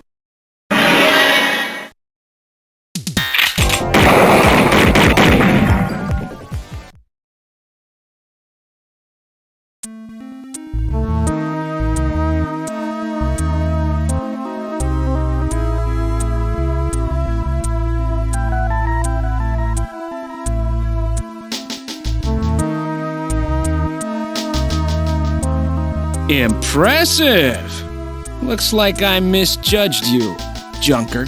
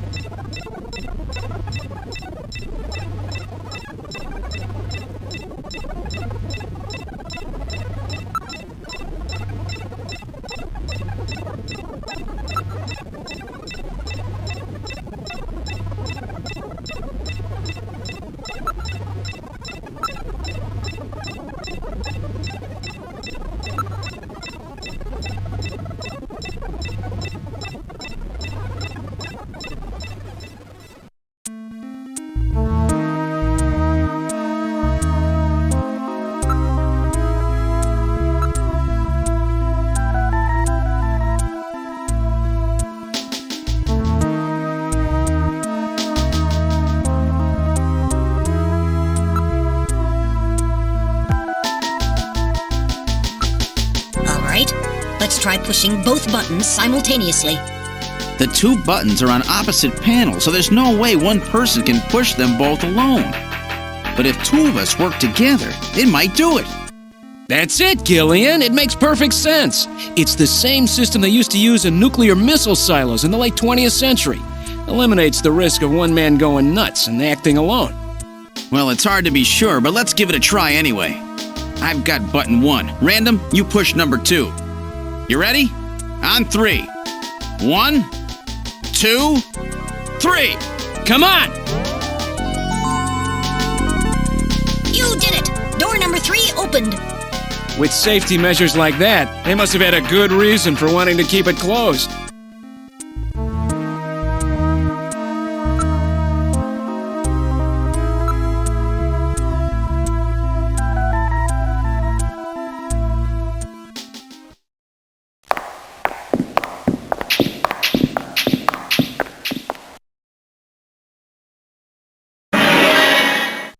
Good God! I read 4 human skeletons in this room. It's their morgue! Perhaps victims of the Snatchers? Well, it doesn't look like whoever put them here was too worried about making sure they would rest in peace. No, it doesn't. These have got to be their victims. This is probably where they hide the bodies of the originals they snatch from places like Outer Heaven. They probably picked Outer Heaven because it gets a lot of VIP traffic. Plus, during masquerade time, they could work the place and still keep their identities secret. Yeah, and the guy who set up the link between them and Outer Heaven was Freddy, that taxi driver. They must have gone after him not because of who he was, but what he did. After all, with a taxi, there's plenty of chances to milk your customers for information. That's probably how they learned about Outer Heaven and Plato's Cavern. I've been wondering what they had done with the bodies. Want to hide a book? What better place than the library? Need to hide a body? How about the morgue? And for them, keeping the bodies hidden is crucial. I mean, if somebody who's supposed to be dead is out walking the streets, it wouldn't be too hard to figure out that something screwy is going on. That means that if we can figure out who these bodies were, then we've just nailed 4 Snatchers.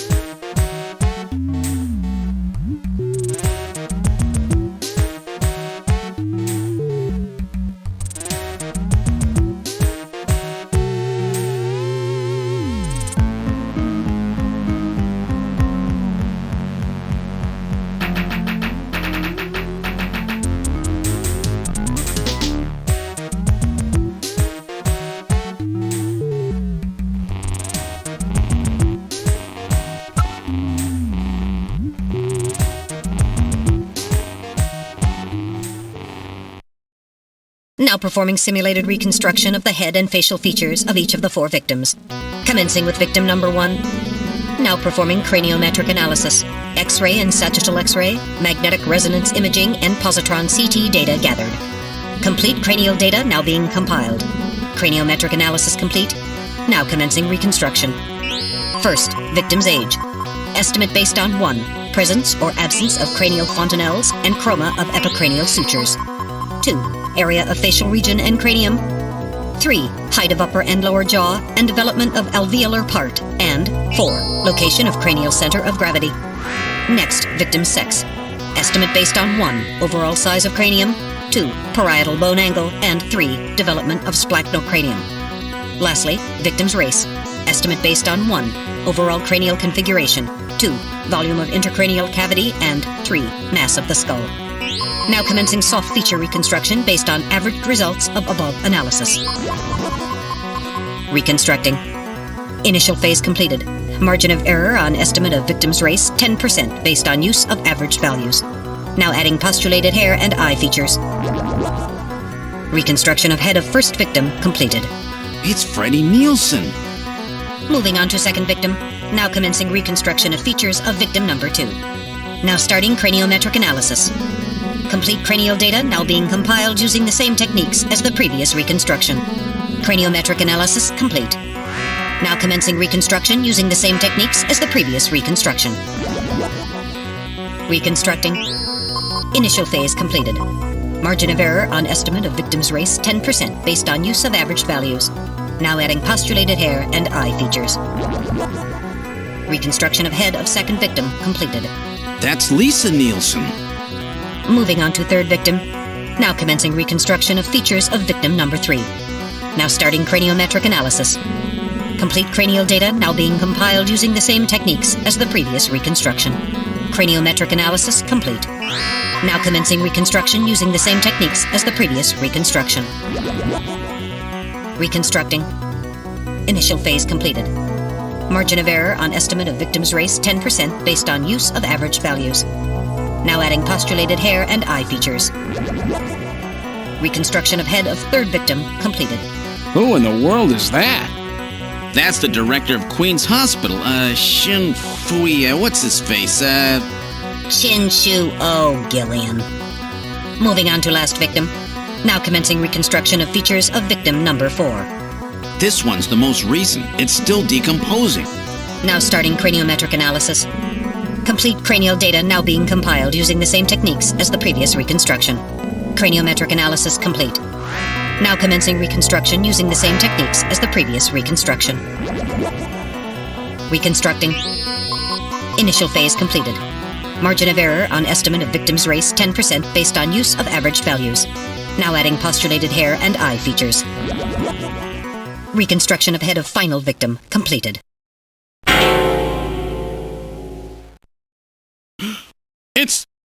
It's the Chief! What? The Chief is a Snatcher! The Benson on the scrap of that patient record was Benson Cunningham. Judging from the condition of the body, I would estimate that the snatching took place approximately 1 month ago. So it was the Chief who sabotaged our Turbocycle. And those matches we found in Harry's room, the Chief must have put them there to try to set him up. No doubt Harry figured it out and decided to leave that face-to-face message. Wait a minute. Didn't Mika say that Harry had left to go find the Chief? That's right. He was probably trying to track down some evidence on the Chief. Gillian, I'd say that this Harry has put himself in a pretty dangerous spot. If it was the Chief that sabotaged the Turbocycle, doesn't that mean that he already knows we're onto him? Damn! Harry and Mika are in danger! That's far enough, Junker. Your little investigation is over. It's them! Who? Snatchers? Get them!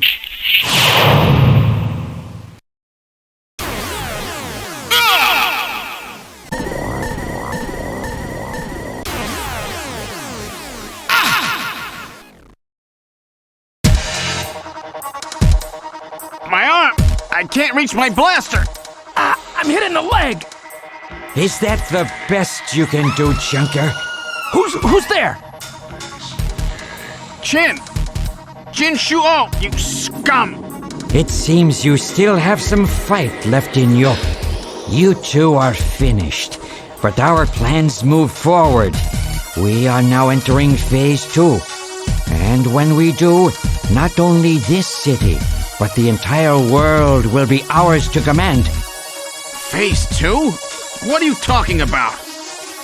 As you know, our operations have been hindered up to now by the flaws in our artificial skin. The skin's shortcomings have kept us away from ultraviolet rays, forcing us to do our work at night, underground, or in the winter. In the end, we had to construct a hospital like this, all because of the flaws in our artificial skin. This was the only difference between us and you humans. But now we have broken this barrier. Huh? We are on the verge of developing a perfect artificial skin, thanks to the cooperation of a new partner in our plan. Perfect artificial skin? A new partner? Once we have the new skin, nothing will be able to stop us. And with that, our plan moves to Phase 2. Our little experiment in this city will end, and we'll move in force to take over the world.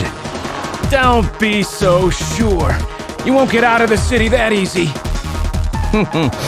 You humans are always so overconfident, so naive. What are you talking about?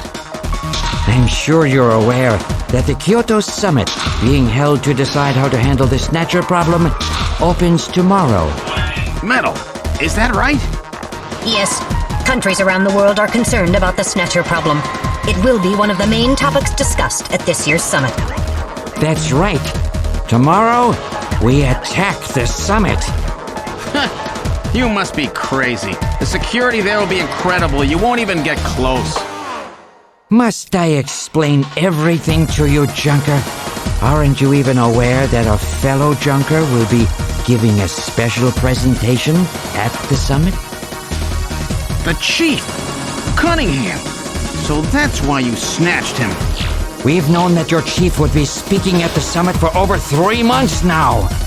Gillian, the summit is tomorrow. We have to hurry. Listen, we have your chief. You Junkers are at our mercy, and so is this city.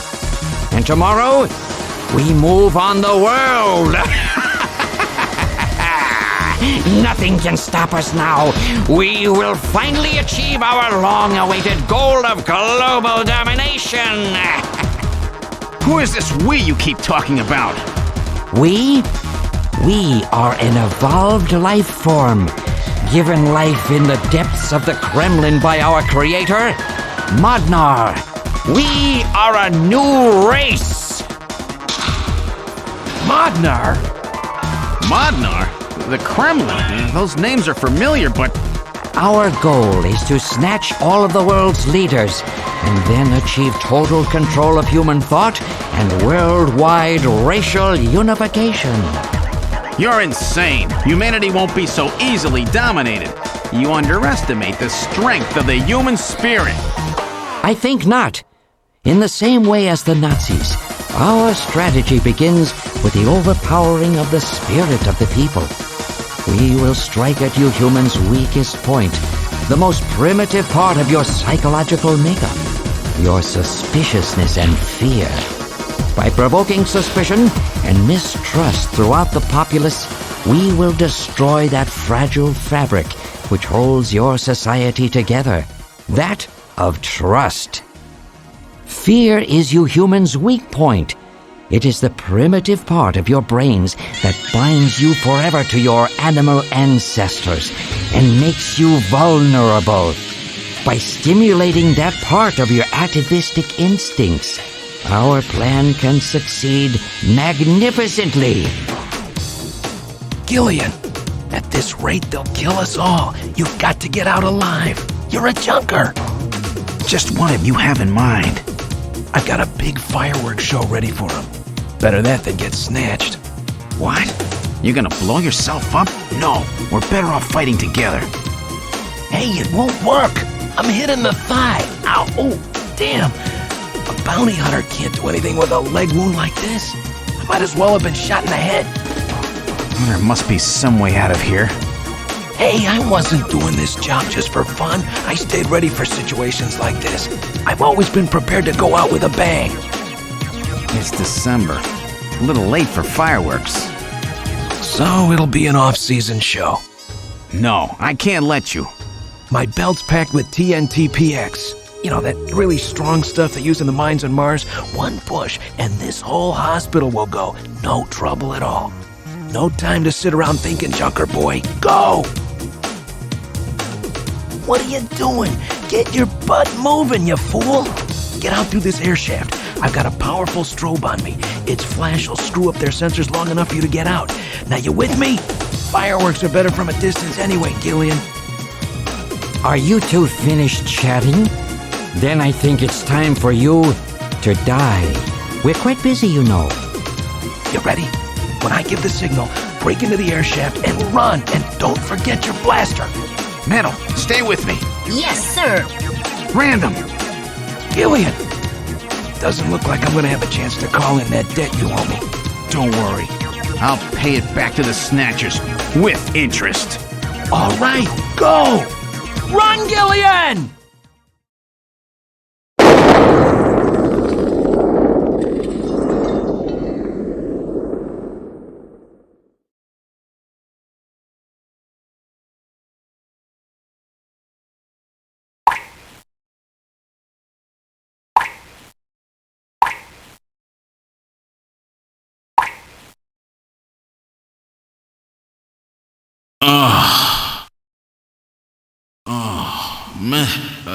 Metal, are you okay?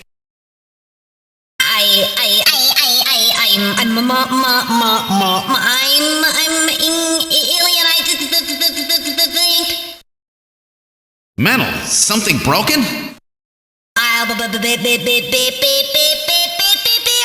appears that language circuits have been damaged somewhat. What happened? Random blew himself up after getting us into this air shaft. Random. Gillian, that explosion should have taken all of Queen's Hospital with it. The thick walls of this duct must have shielded us from enough of the blast. If it wasn't for Random, we wouldn't have made it. Oh, Random. Gillian, we have no time for grief now.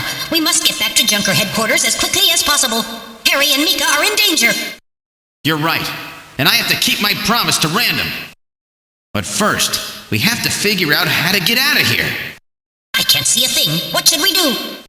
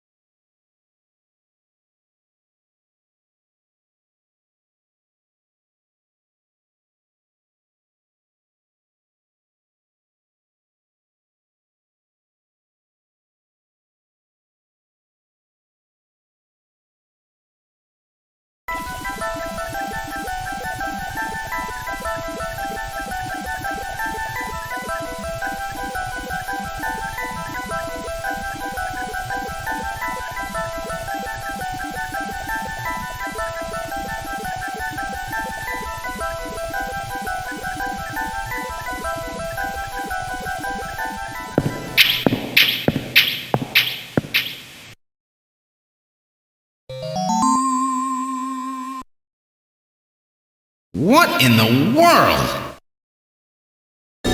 This is part of the tube liner, the city's long-abandoned subway system. You mean Queen's Hospital and this were connected? Yes, it would appear that the Snatchers were using this to move from place to place. This would provide them with the perfect way to move about while still avoiding the ultraviolet rays they hate so much. We should have realized this sooner. The city is crisscrossed by the tube liner's old lines, and since they are abandoned, the Snatchers could move undetected as well. Aha! That's how those two we caught a glimpse of at the abandoned factory where Gibson was killed were able to disappear so quickly. They must have used this subway. That would appear to be correct. The tube liner passes underneath that factory site as well. That would also explain why sand from the factory was in the air duct at the hospital. So this is the trick they were using to stay out of the sun and avoid being seen while they moved around. Now we know why it took so long to uncover them. All right, let's follow the subway. We should be able to get out when we get to the nearest station.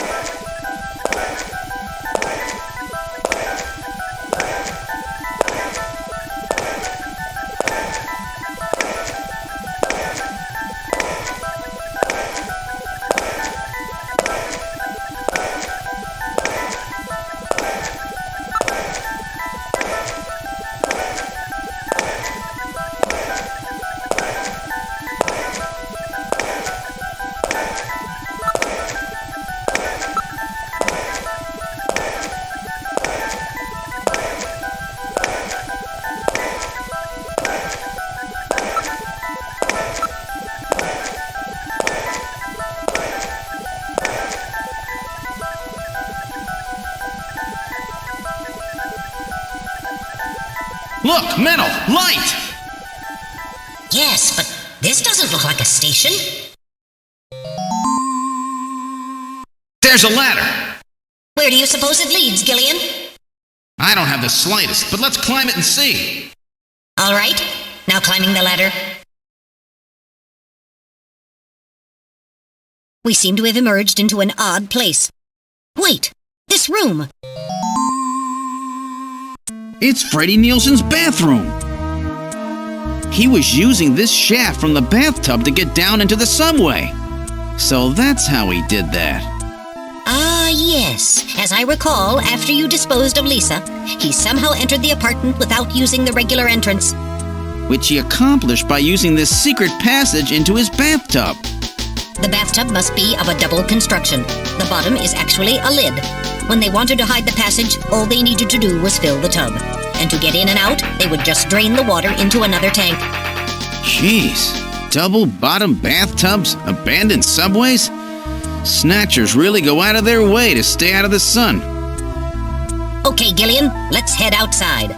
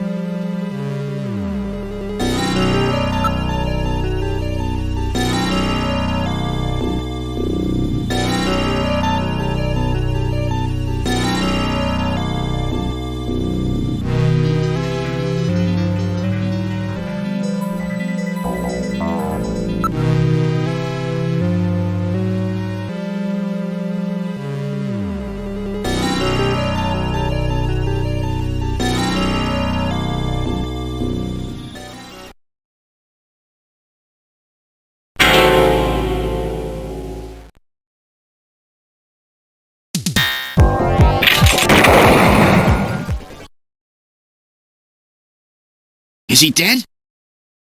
He's junk now. Stubborn one, wasn't he?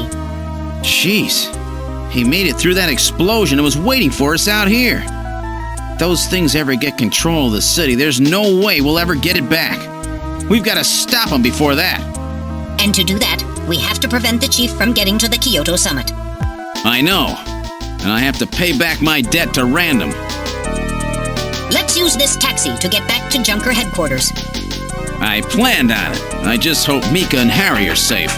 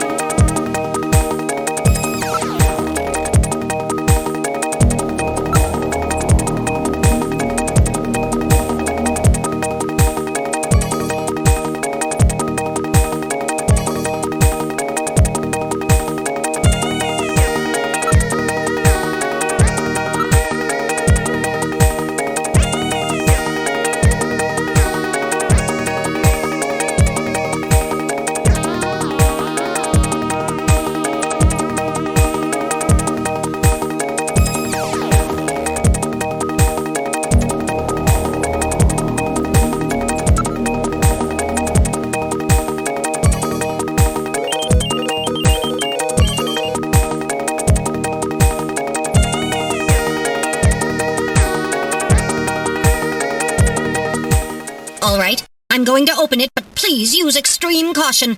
Anything could be inside.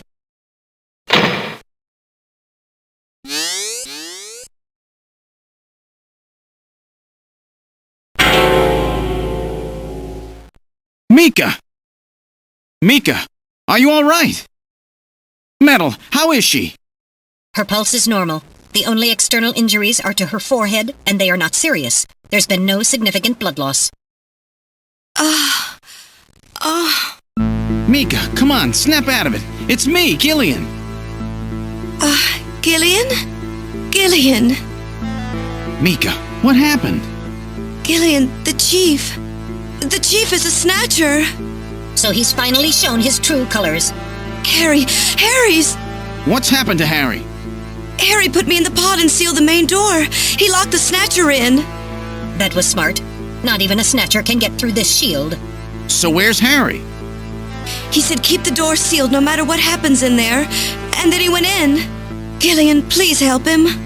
Harry! Mika, open the door. I'm going in. Metal, we're going in. Be careful. That Snatcher could be hiding anywhere. Yes, sir. Gillian, please be careful. The chief is very cunning. Don't let your guard down. Don't worry, I'll watch myself in there.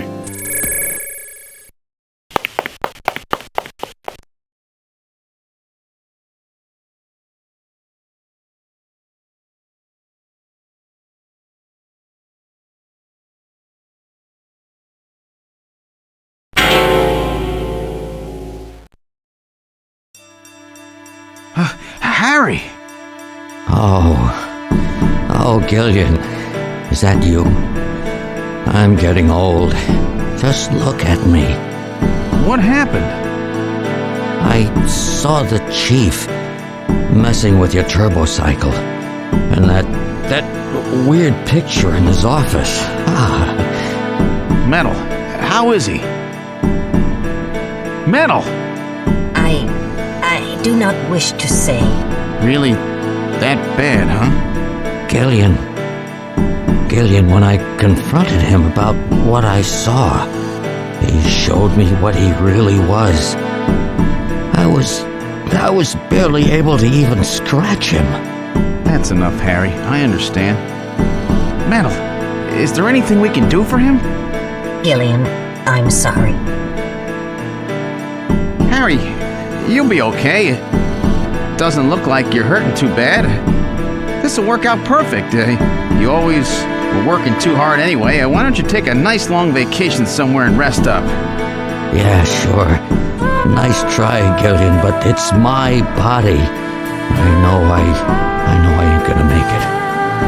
You were a good kid, Gillian.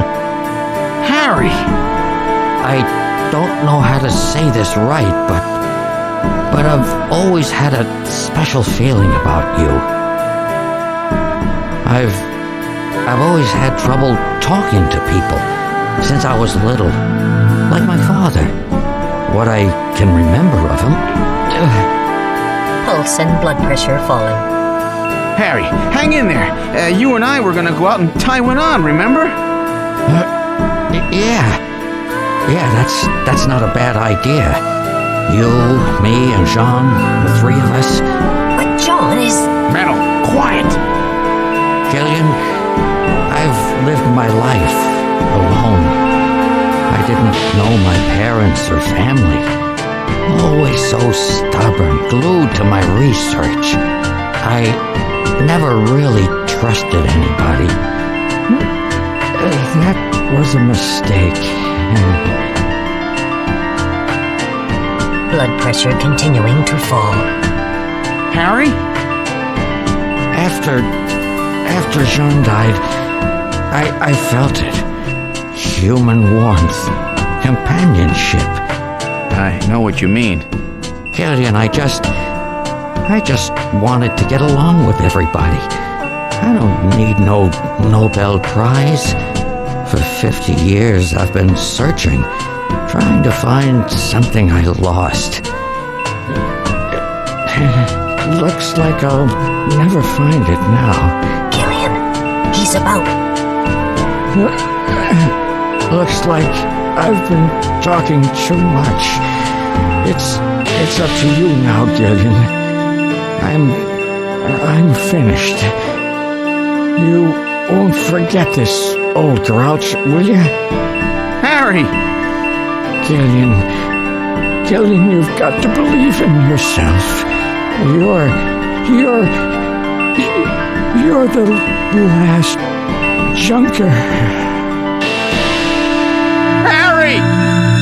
Harry! Pulse 0. Pupils are dilated. Cunningham! No! Snatcher! I'll get you for this! We have no time for grieving. That Snatcher is still hiding somewhere here in headquarters.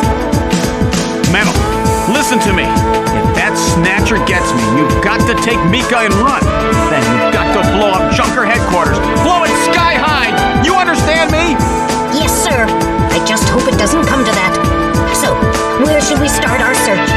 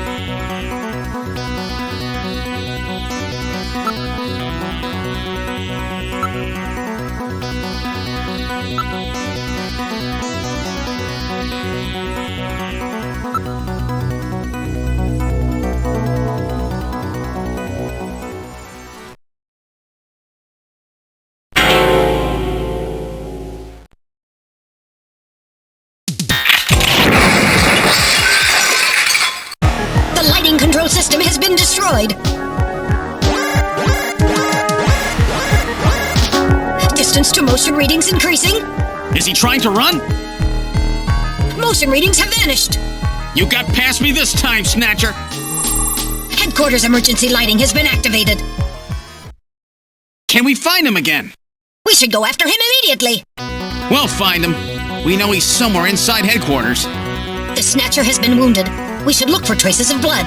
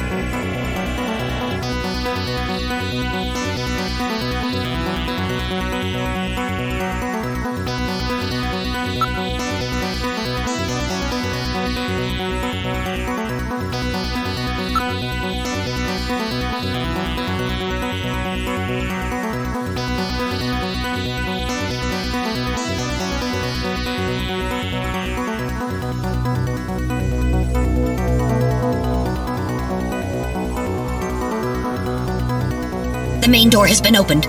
Did Mika open it? Wait, Mika's not in the pod! What happened? The lighting has been disconnected. Don't move, Seed! Cunningham, is that you? I read motion. He is definitely in here. Where are you? Show yourself! I'm right here. I don't need to run or hide from you.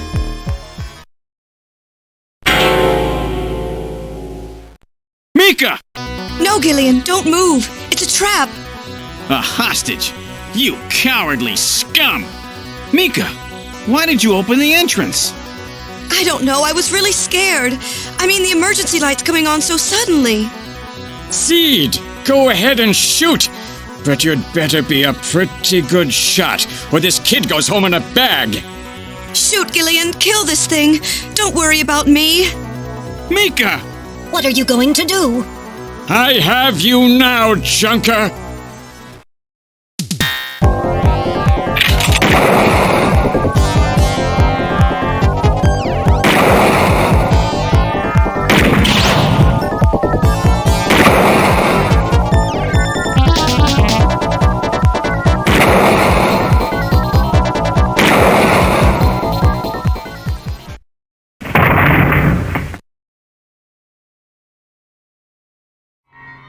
The Snatcher's functions have been terminated.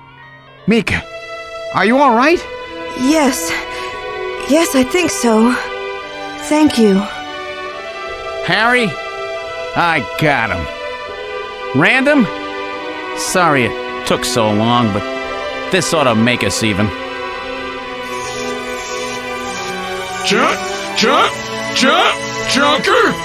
You may have stopped me, but it's not over yet.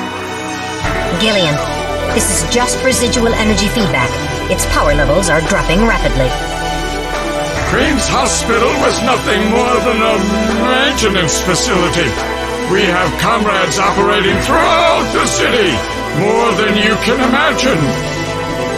Now our plans will move into Phase 2.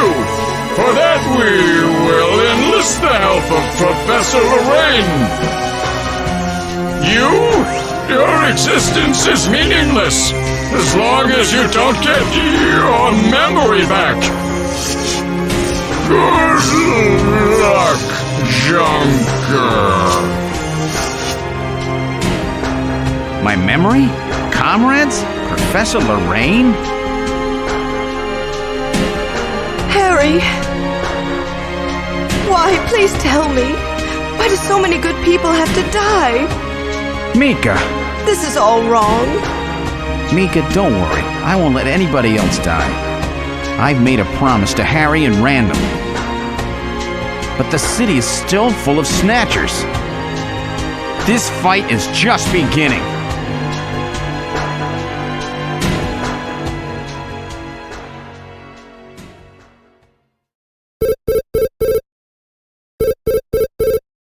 Gillian, I have an urgent video call from Jamie. I'll connect you. Gillian, I've got my memory back. I remember everything. Your memory? So what about us, Jamie? Who are we? Gillian, it's terrible. What we've done.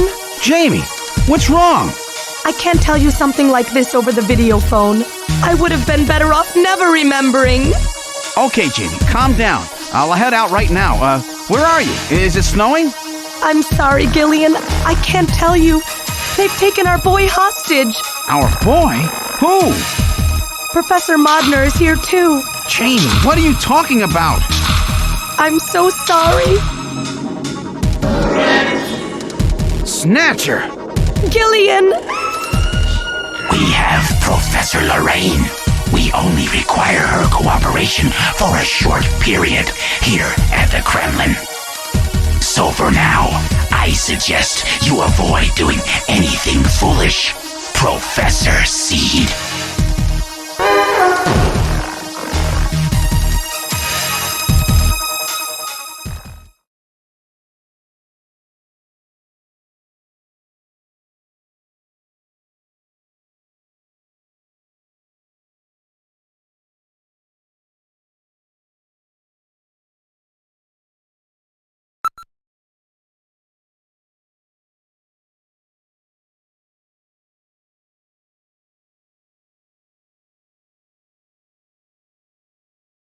With the start of this year's Kyoto Summit just 3 hours away, the delegates from the participating countries are beginning to arrive at the conference center.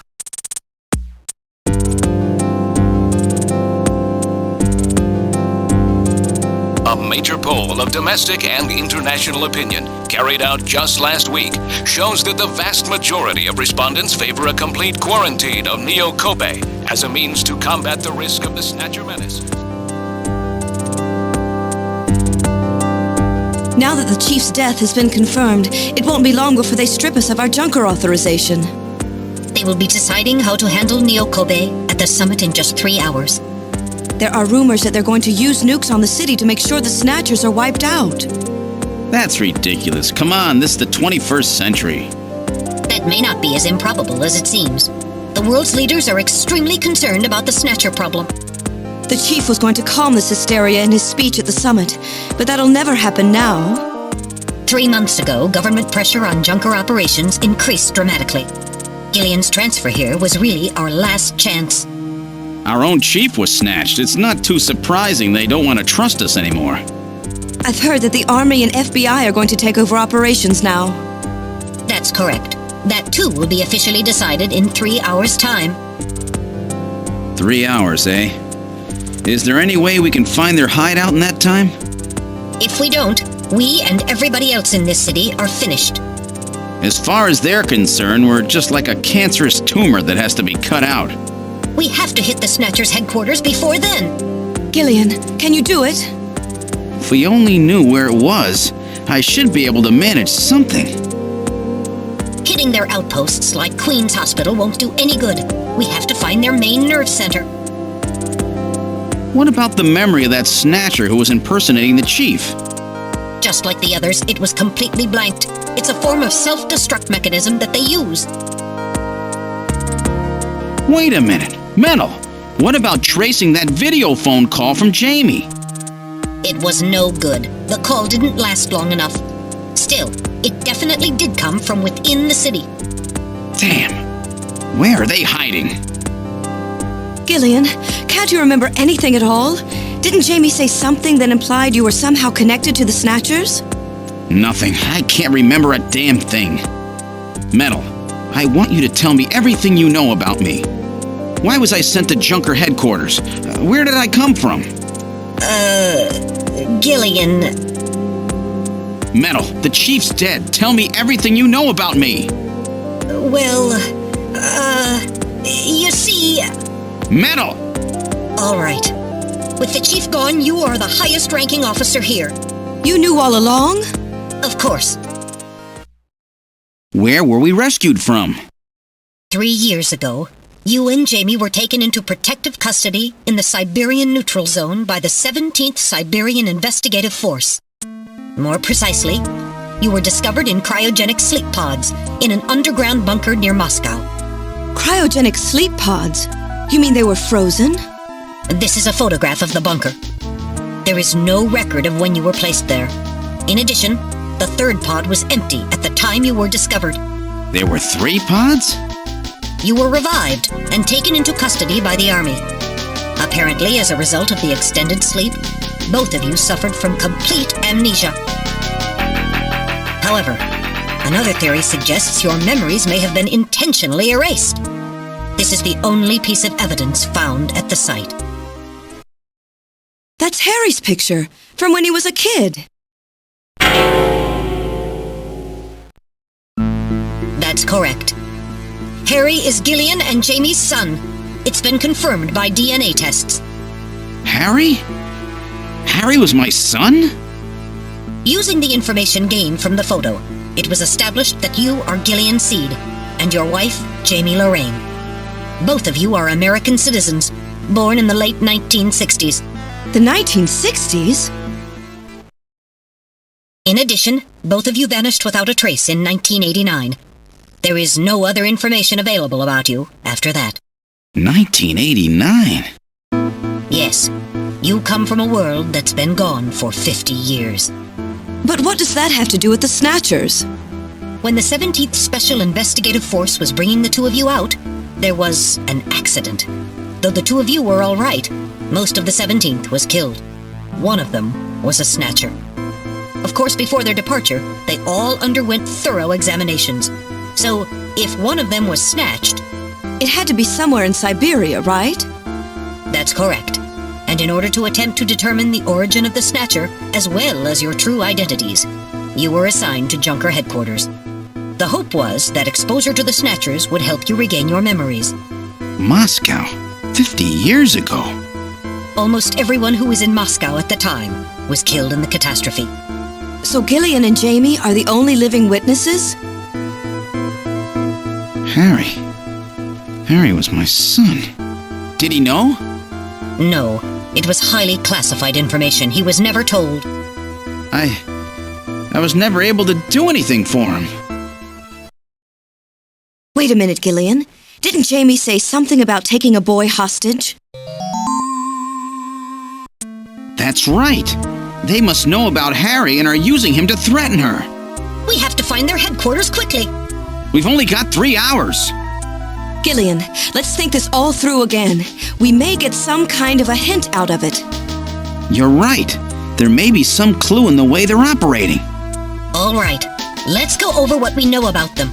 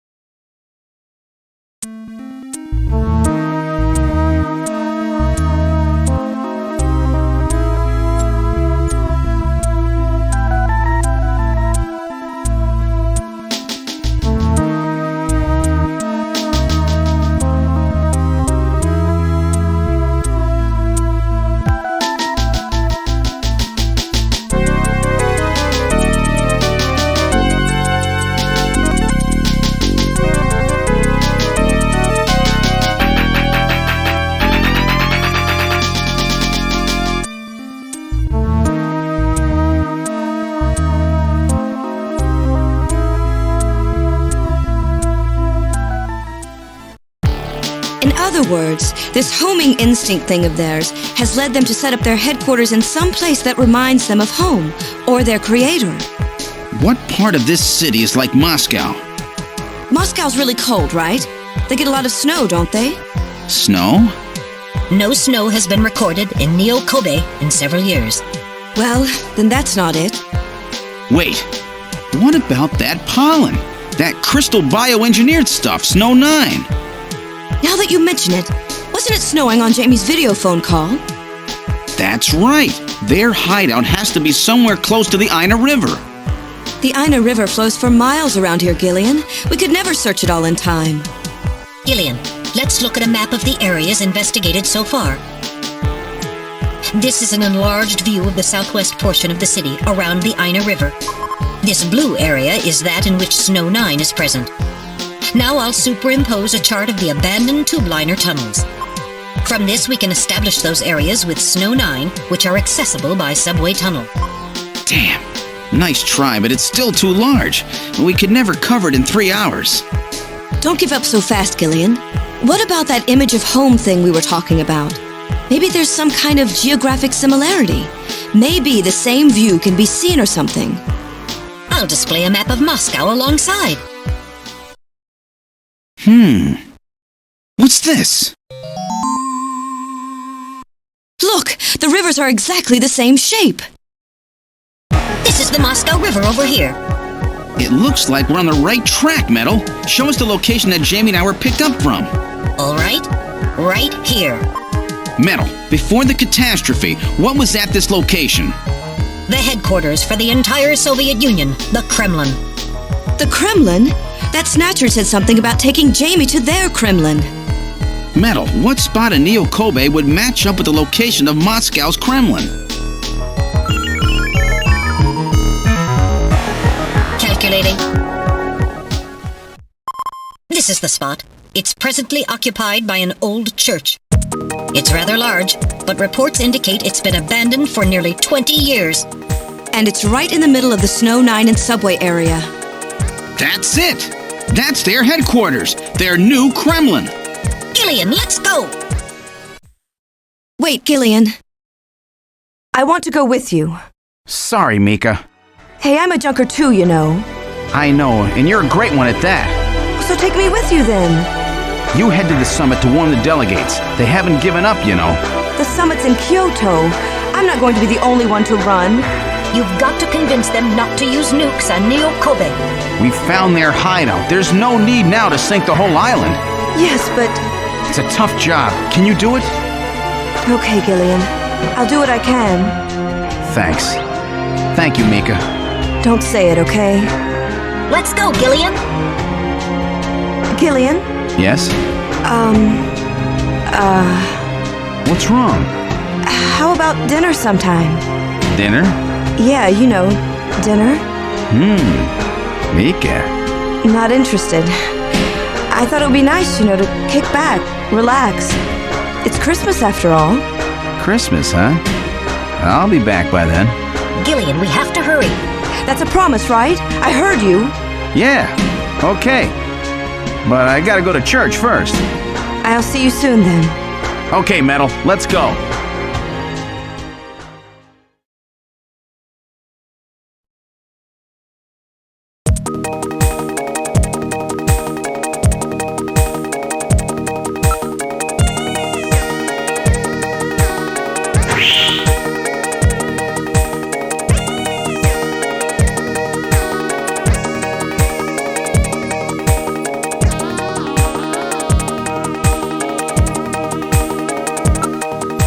Input the map data on the Kremlin's locations. Lift off.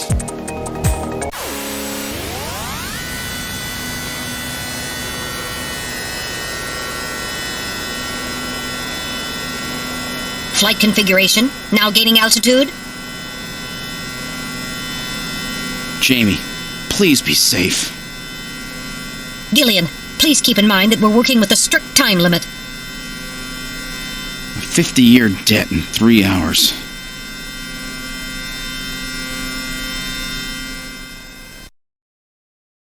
Snow! Snow 9 to be specific. We've entered the Snow 9 region. Please put on your breathing filter. Direct inhalation is dangerous. All right. Radio transmissions will also be impossible from this point on. Understood?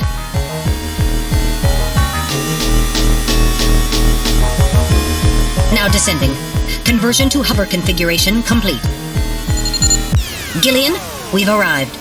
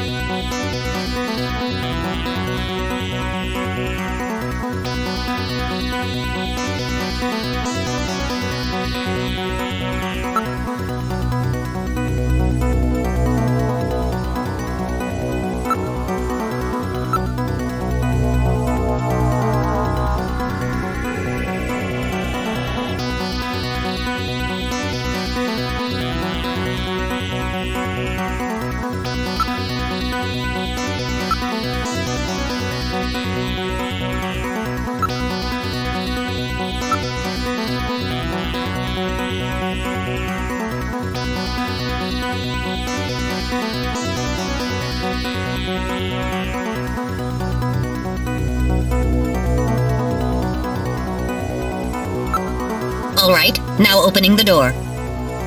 What's wrong? Won't open? I've scanned it, and it's not locked. It is probably rusted into place. Not surprising. After all, our friends always go in and out through the basement. Let's push it together. All right. 1, 2, 3!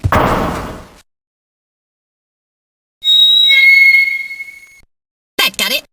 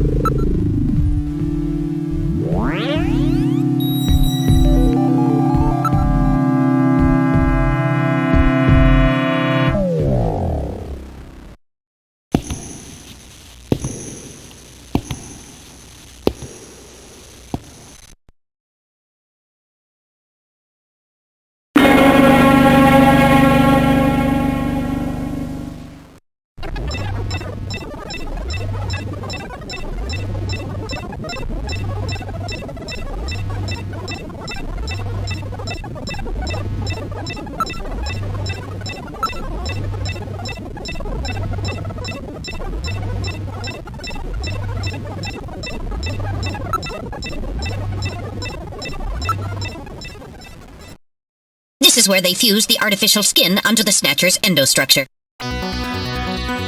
First, they adjust the size of the still skinless Snatcher to the size of the individual who is to be snatched. The Snatcher's overall shape and size can be adjusted by expansion or contraction of sizing rods. Their sex is controlled by gender units, which are installed at this point. Then, the face is modified to match the intended victim by adjusting the size of the upper and lower jaw, cheekbones, temporal bones, and tooth alignment. Just like Gibson said, that means there are limits to the size of the people that they can snatch. That's right. The limits of the mechanism mean that they can't snatch children, the elderly, or people who are very tall or heavy. And this is where the artificial muscle's attached. Is it organic? No. It appears to be coated with a type of plastic gel capable of mechanical response. Like human muscles, it creates mechanical energy through chemical reactions. And this is where the artificial skin is attached.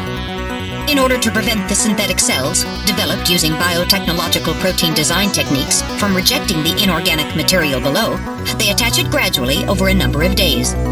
And this is the stuff that gets cancer if they stay out in the sun too long. Finally, they attach body and scalp hair. The process involves transplant of synthetic hair follicles as well, so the hair will grow back if it's lost.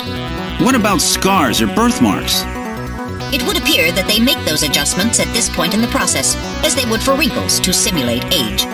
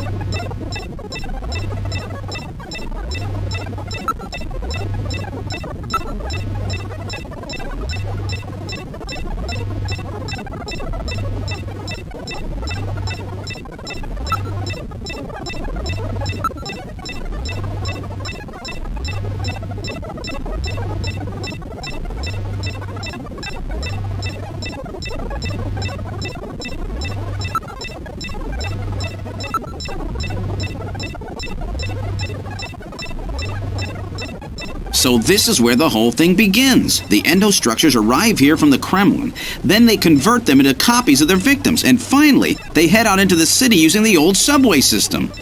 With artificial skin maintenance being handled at Queen's Hospital. But who's behind all this? Gillian, look at this. There are some finished Snatchers over here. Get a load of this! The U.S. President, the Prime Ministers of Japan, and the UK!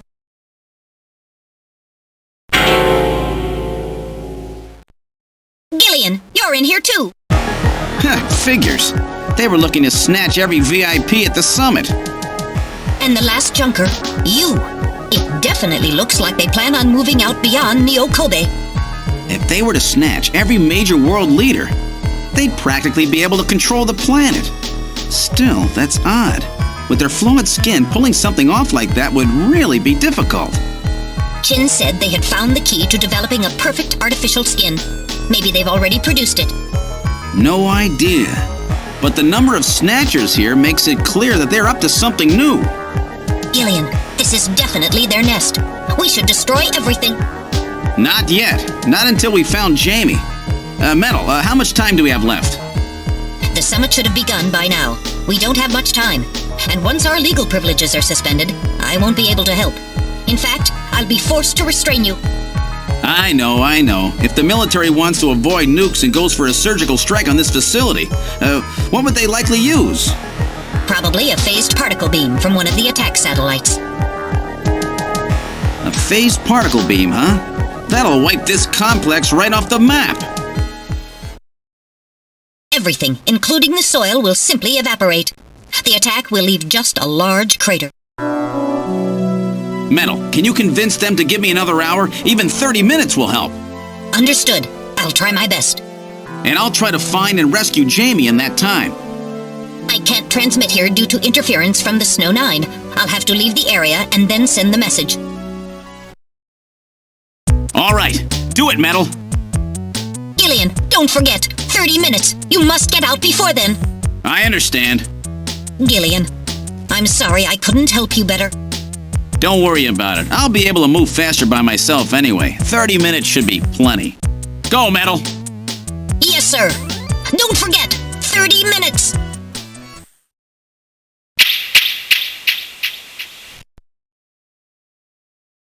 "30 minutes? Oh, this is gonna be tight. That room's the only place left to check. Let's take a look.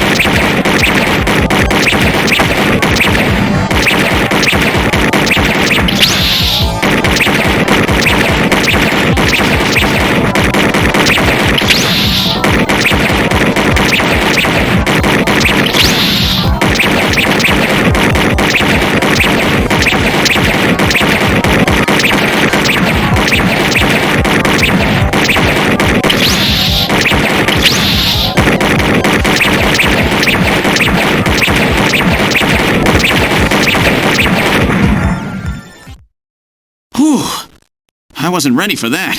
They almost got me. All right, let's open the next door.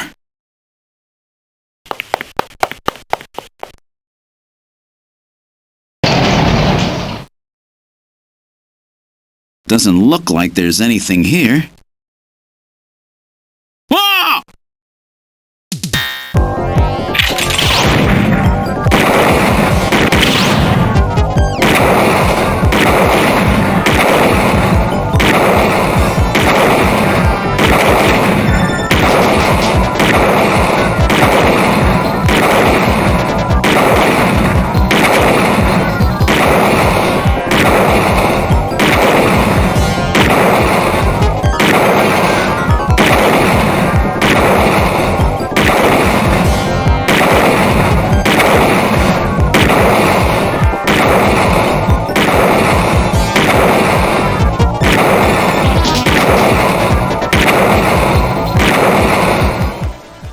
Jeez, these guys are tough. Of course, I didn't exactly expect them to welcome me with open arms. Okay, let's try this next door.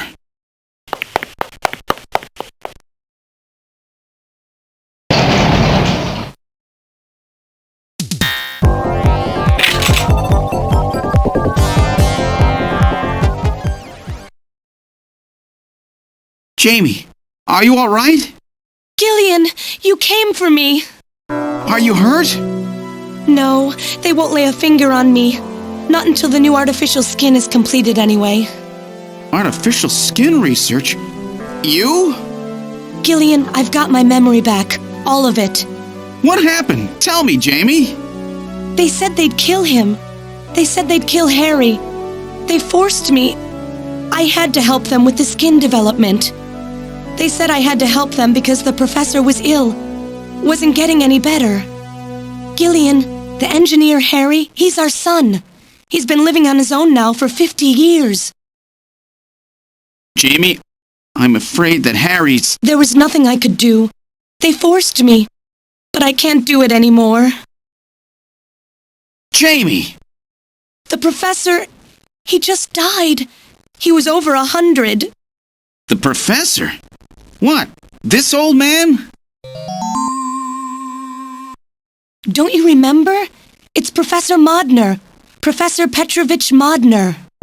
What? This old man is Modner? He's been confined here for 3 years now, just to develop the Snatcher's artificial skin. terrible. Doing that to your own father.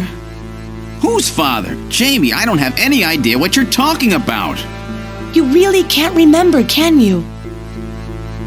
Jamie, tell me. Tell me who I am. What were we doing at the Kremlin? Are you sure you really want me to, Gillian? It's all so awful, but if you must know, I'll tell you. Try to remain calm, okay? 56 years ago, you and I were involved in a top-secret Soviet project. It was still during the time of the Cold War. The gulf between East and West was as wide as ever. Everybody was worried about nukes. At that point, the world's armies were at their largest ever.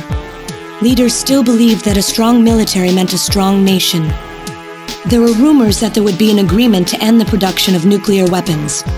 On the other hand, the major powers like the US began to get involved in a space weapons race. But not the Soviets. The conservative despots in the Kremlin had another, completely different idea for gaining military superiority. A horrible plan, something no one else would think of. At that time, the countries of the communist bloc were facing an economic crisis. Popular movements pushing for democracy were springing up all over. Communism itself was facing extinction. Facing pressure from the reformers, the Kremlin began to panic. And that's when that horrible, childish plan was launched. And that was the Snatcher project. Replace your enemies' leaders with puppets of your own. Then you control their governments, their economies, take over a country from the inside out. That's right, Gillian. And to develop these robots, they assembled some of the most brilliant scientific minds from around the world. Some of them were even brought in against their will. At the crux of that development effort was a group called the Frankenstein Project Team. You and I were members of that team, Gillian. It was a 4-person team led by the late Professor Modner here. The robotics expert was Professor Modner himself. His son, Elijah Modner, handled genetics and microbiology. For nanobiology and picobiology, myself. And for behavioral science and psychology, you, Gillian. Early development was carried out at a lab in Novosibirsk, but was later moved to a secret facility under the Kremlin. At the time, the Glasnost and Perestroika movements were gaining momentum, and they rightly feared for the existence of the program if it should become known. But some of the reformers did learn of the project, and they conspired with the US to block it. Gillian, you were a CIA special agent sent by the United States to infiltrate and sabotage the project. I was CIA? Yes, and the government knows that. That's why you were assigned to the Junker team. What? Who am I? Work on the project continued to go smoothly. But then, on June 6, 1996, there was that accident. A mysterious explosion at the Chernobyl facility spread a bacterial weapon that was under development there into the atmosphere, destroying the country and the project. Gillian, was it you? Did you set off that explosion? What? You can't be serious. You think I caused the catastrophe? Somehow, during the confusion, Professor Modner and our son Harry managed to get picked up by American agents. But we couldn't get out in time, you and I and Elijah.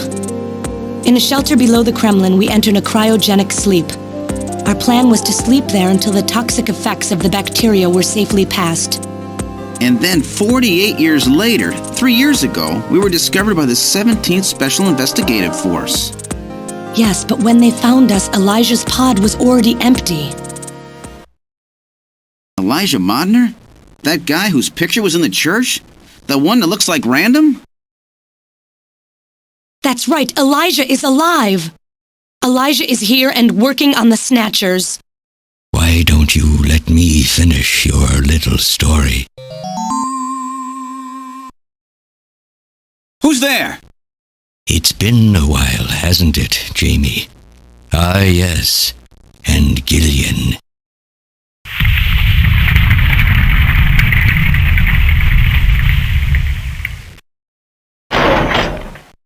It's me, Jamie. Elijah? Is that really you? Random? No, not quite. So, you remember me, do you? I am Elijah Modnar, the only son of Professor Petrovich Modnar. I'm afraid I've grown somewhat old and feeble since we last met, however. Elijah, why are you doing this? Your father, Professor Modnar, he passed away a few minutes ago. What? My father? My father is dead? Elijah, what happened to you? The Elijah I knew could never do anything like this. I've changed, Jamie. These 40 years have changed me. I can't believe it. What happened to you? What happened to me? Jamie, do I actually have to explain it to you? Jamie, it's you. Your beauty is the cause of all that has come to pass here. 57 years ago, I was obsessed. With my research, yes, and with you, Jamie. At the time, I was still young, having just graduated with my genetic engineering degree. My father's connections got me on the team, and there, I met you. You were working as my father's assistant. Your beauty, your smile, I was stricken. I saw something in you that I never felt with women of my own country. You warmed my cold, young heart, Jamie. You opened me up, and I couldn't stop my feelings. Elijah! Oh, I was so happy. The political situation was crumbling around us, but every day was a joy.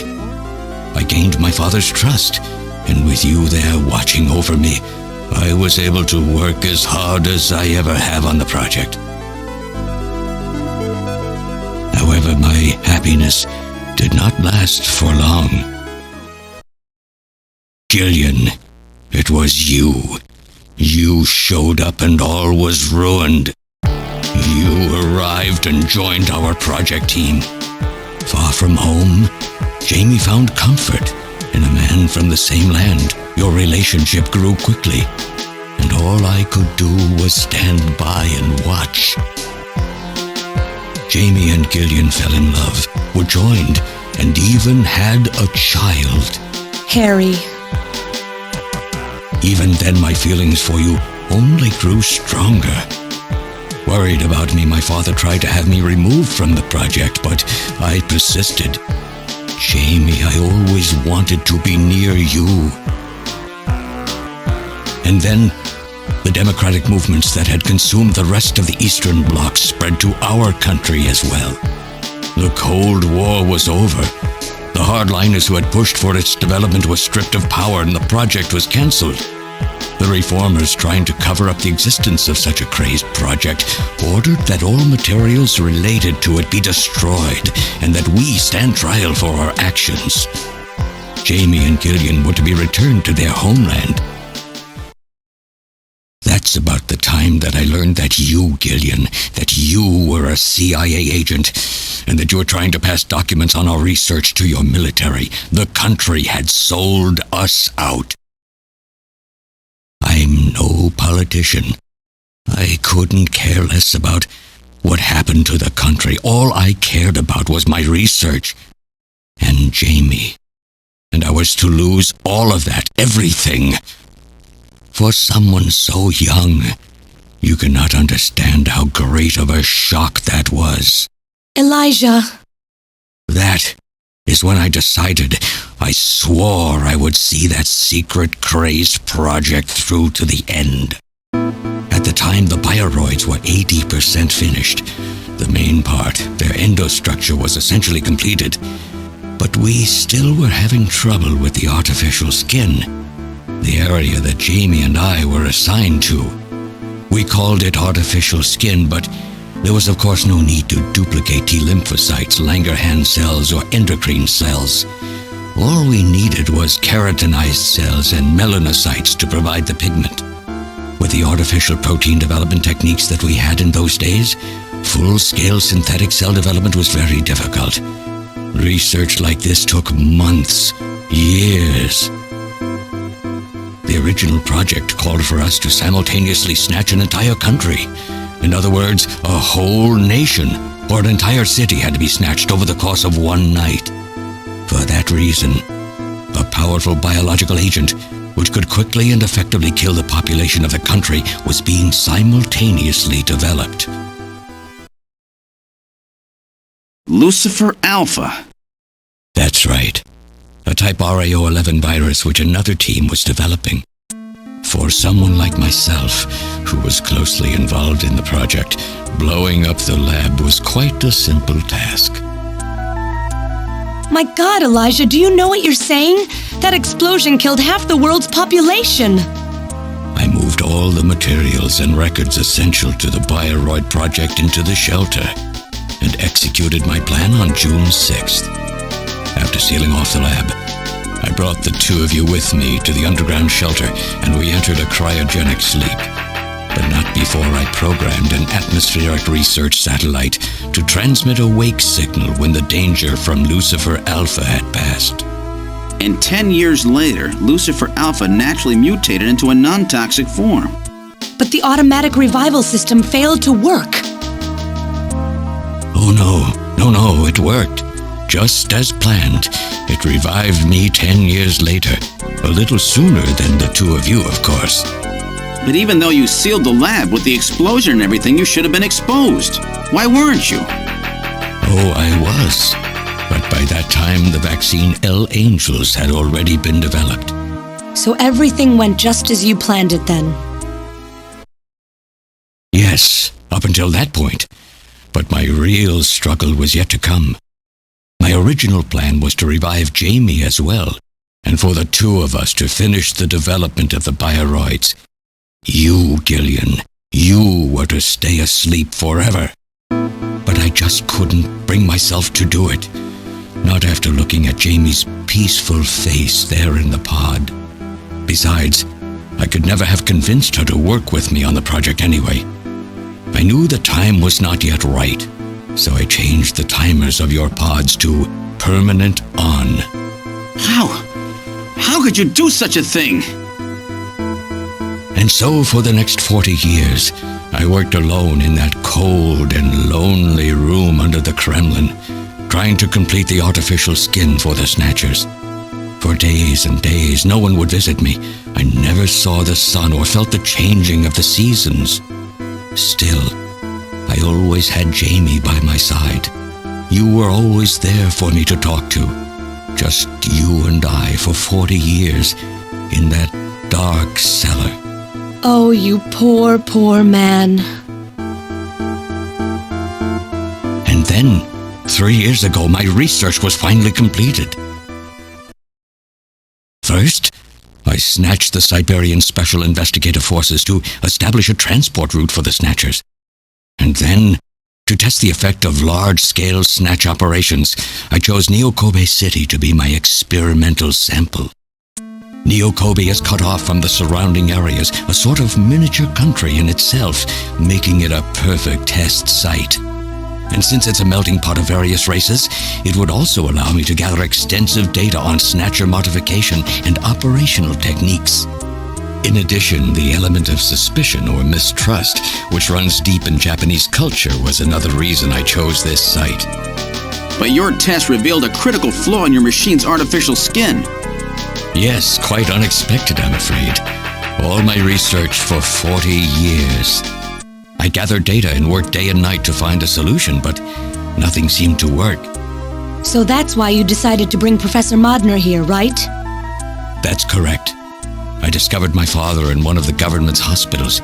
He was old, but still very sound of mind. Naturally, he would not cooperate with me. Of course not. He'd never become involved in something like that. So, unable to receive his assistance, I decided that I had to have yours. But a mistake on my part allowed both you and Gillian to be taken into custody by the authorities first. Just what are you trying to accomplish, Elijah? You must know you can never get Jamie back. I'm only interested in discovering what I can of the human animal. In the past, it was because of Jamie. My motive is different now. It sounds like you're just suffering from the wild arrogance that corrupts so many scientists. Humans are such weak creatures.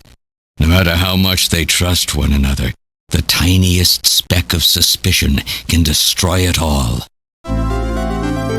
Look at how the Snatcher problem has caused such wild unrest. No matter how much science advances or how high we set our ideals, we eventually begin to suspect each other, to hate each other, and then to kill each other. The Snatchers are nothing more than a tool for bringing out this reaction. I am simply using the Snatchers to elicit the true nature of the human animal. I think this experiment has shown me the limits of human society. I sincerely doubt it will be able to reach any greater level of prosperity on its own. If human society ever hopes to reach greater heights, what is needed is an absolute leader, a firm ruler who isn't affected by these trivial episodes of mistrust. You're crazy if you think people would ever obey Snatchers. Of course they wouldn't. But if they don't know, they cannot object. There has been a time in every age that the people have longed for a god to lead them. As long as they give the people no reason to suspect them, then they can easily become their gods, indeed, a new race of super beings. We are almost there. Once we perfect the artificial skin, Snatchers will transcend man to become this planet's true human beings. But you'll never get your perfect skin now. Professor Modner is dead. I no longer have any use for my father. I have a sample of the new skin he developed. Once I've analyzed it, I'll be able to make as much as I need. Or if need be, we could simply culture the keratinized cells, epithelial cells, and melanocytes in the quantities that we need. What are you talking about? How could you get a sample of perfected artificial skin? Why don't you take a look at this? We found this in the rubble of Queen's Hospital.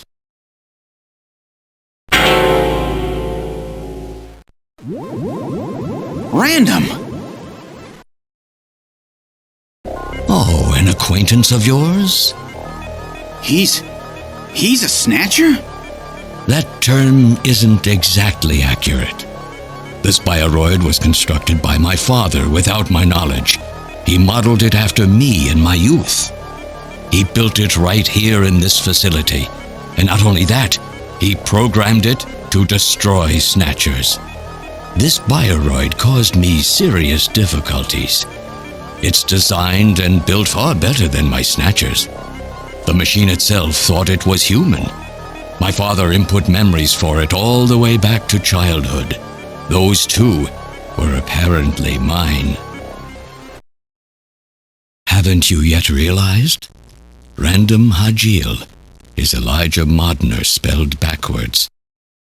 How like my father, silly old man. He did virtually overnight what I could not do in 40 years of effort. Furthermore, he makes a bioroid so perfect, even the bioroid itself believes itself to be real. What's more, the cells of the skin he developed are self-replicating. Once in place, no further transplants or culturing is necessary. Is he dead? Its main and locomotive systems are completely shut down. It's just scrap now. But the artificial skin is being kept alive. This we need. With this, we can move to phase 2 of our plan of full-scale infiltration of the world's major nations. The summit's already over. You'll never succeed. What does the summit matter? Nothing holds us back now that we have this perfect skin. We can go anywhere we want, and there will be no way to tell us apart. I will have free control over the world. Nothing will be able to stop me. Politics and free thought will no longer have any meaning. My will alone will decide the course of human history. You egomaniac. Do you think you can snatch the entire population? There's a fully automated Snatcher factory under the Kremlin. Even as we speak, scores of new Snatchers are being born. But no matter how hard you try, you won't be able to snatch the people's heart and soul. What do you hope to gain from this anyway? Jamie, the human race is composed of fools. But I'm different. I will be its savior. Indeed, not just of mankind, but of all life on the planet. I'm afraid that won't be possible. Metal! In 10 minutes, this church will be struck by a phased particle beam. I am guiding the beam from the attack satellite using GPS and 15 navigational satellites. The beam cannot miss.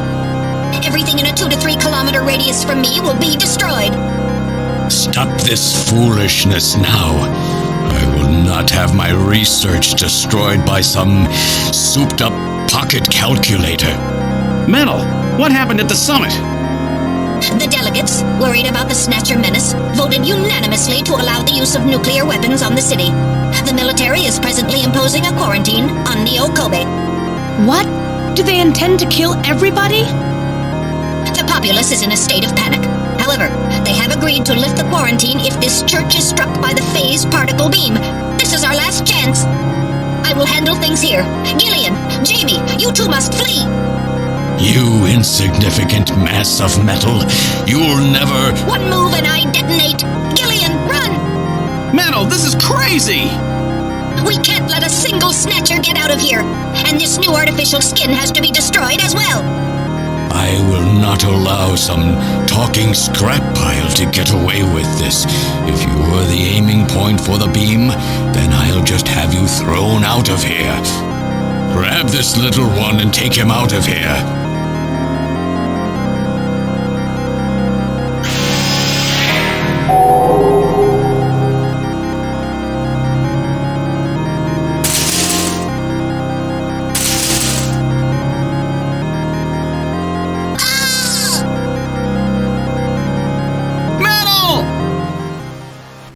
Cowardly little robot.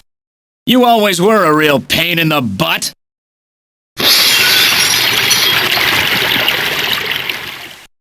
What's that?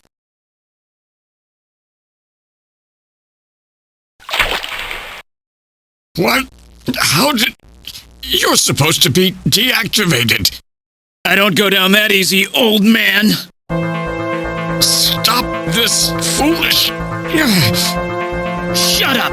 Let's try to make our final moments peaceful, shall we? And you Snatchers, you touch the little guy and the old man's head comes off! Random! I've always hated being used. Why don't you watch the final act with me? Gillian, you only have 5 minutes. The Turbocycle is just outside on standby. Use that to flee. Let me go. I'm Elijah Modner. I'm your original. I don't care if I'm an original or a copy or what. You and I are gonna die right here. If we both die, there won't be a copy anymore now, will there?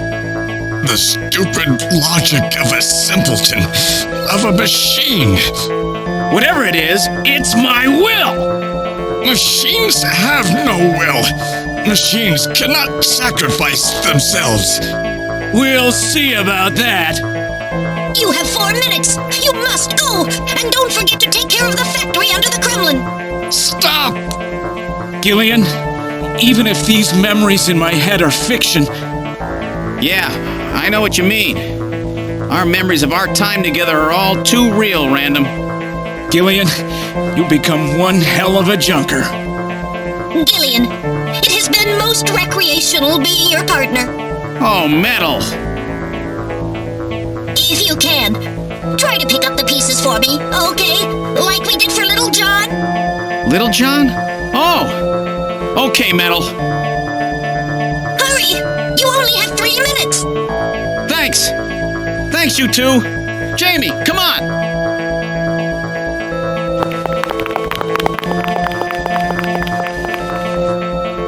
No! Don't let her go! No! You pathetic old fool! You don't even know how to love someone! You stupid machine! What is that idiotic grin supposed to mean? By snatching you, I'm finally gonna get my real self back! Random, there's less than 1 minute to go. Thanks to you, everything will be fine. You don't owe me any thanks. Sorry to get you involved in such a big job. You did great. You're a hell of a junker. 3, 2, 1, here it comes! Later, kid!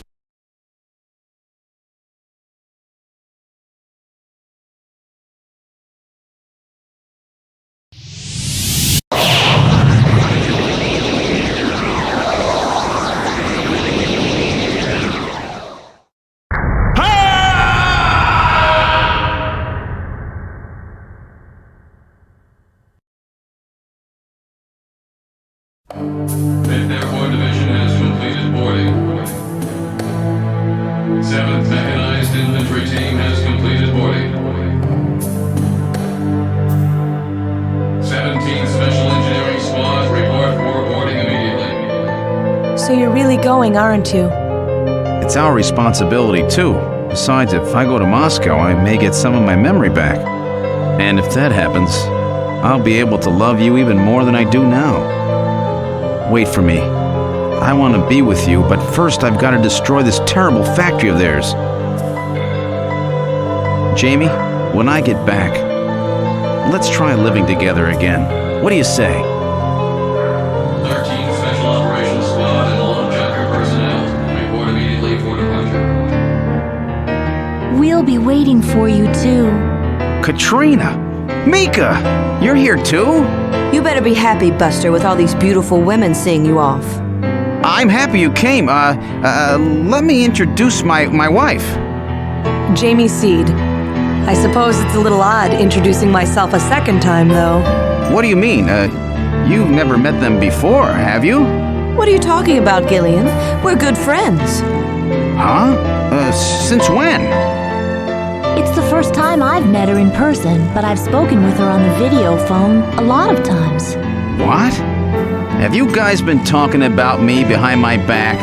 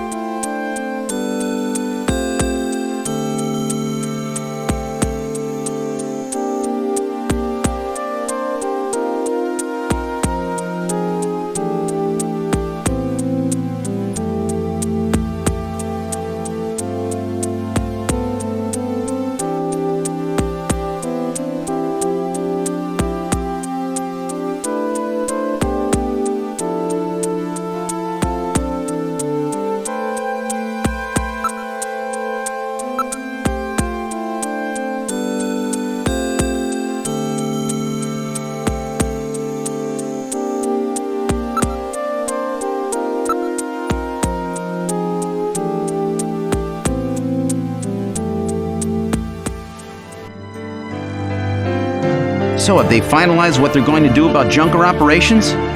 I suppose this will end up being our last mission, huh? Well, originally they were planning on disbanding the team, but now they've decided to keep us in business. So that means... That's right. We've been designated as one of the government's special police divisions. That puts us above the regular cops. So the government has decided that crime by machines poses a bigger threat than crime by humans from here on out, huh? They've chosen the new chief, too. So when you get back, you'll get to meet the new head honcho. Well, it's comforting to know I've got a place I can come back to.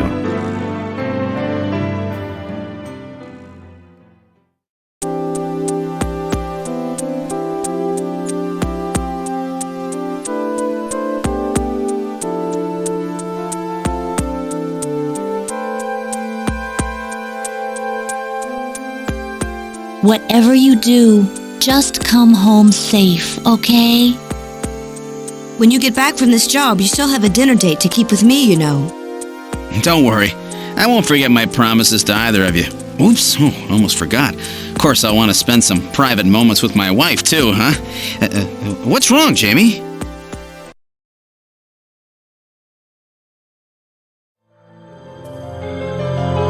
Harry and I will be waiting for you to get home.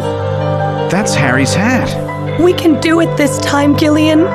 Not some fake couple like before, but with love and trust. I know, Jamie. Take care, Gillian. I'll see you, Jamie. Wait! Wait for me! Take me with you, please! You? Metal? Yes, sir! We didn't have a good frame to work with, so this is just a temporary body. Just call me Metal Gear, Sega-CD for now. So they found your memory chip in one piece, eh? Random protected it from the blast of the beam. Random, huh?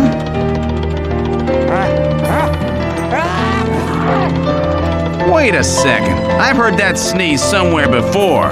Really? I didn't hear anything. Anyway, I want to know if you'll take me with you. Please, Gillian, please take me with you. Hurry up and get on board, partner. Yes, sir, Gillian.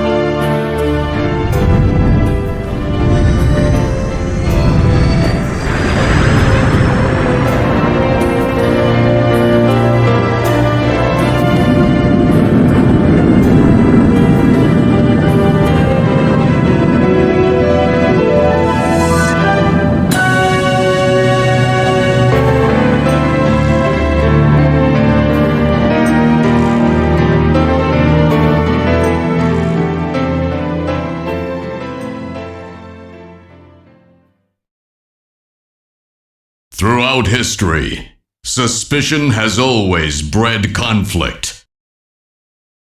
The real conflict, though, resides in people's hearts.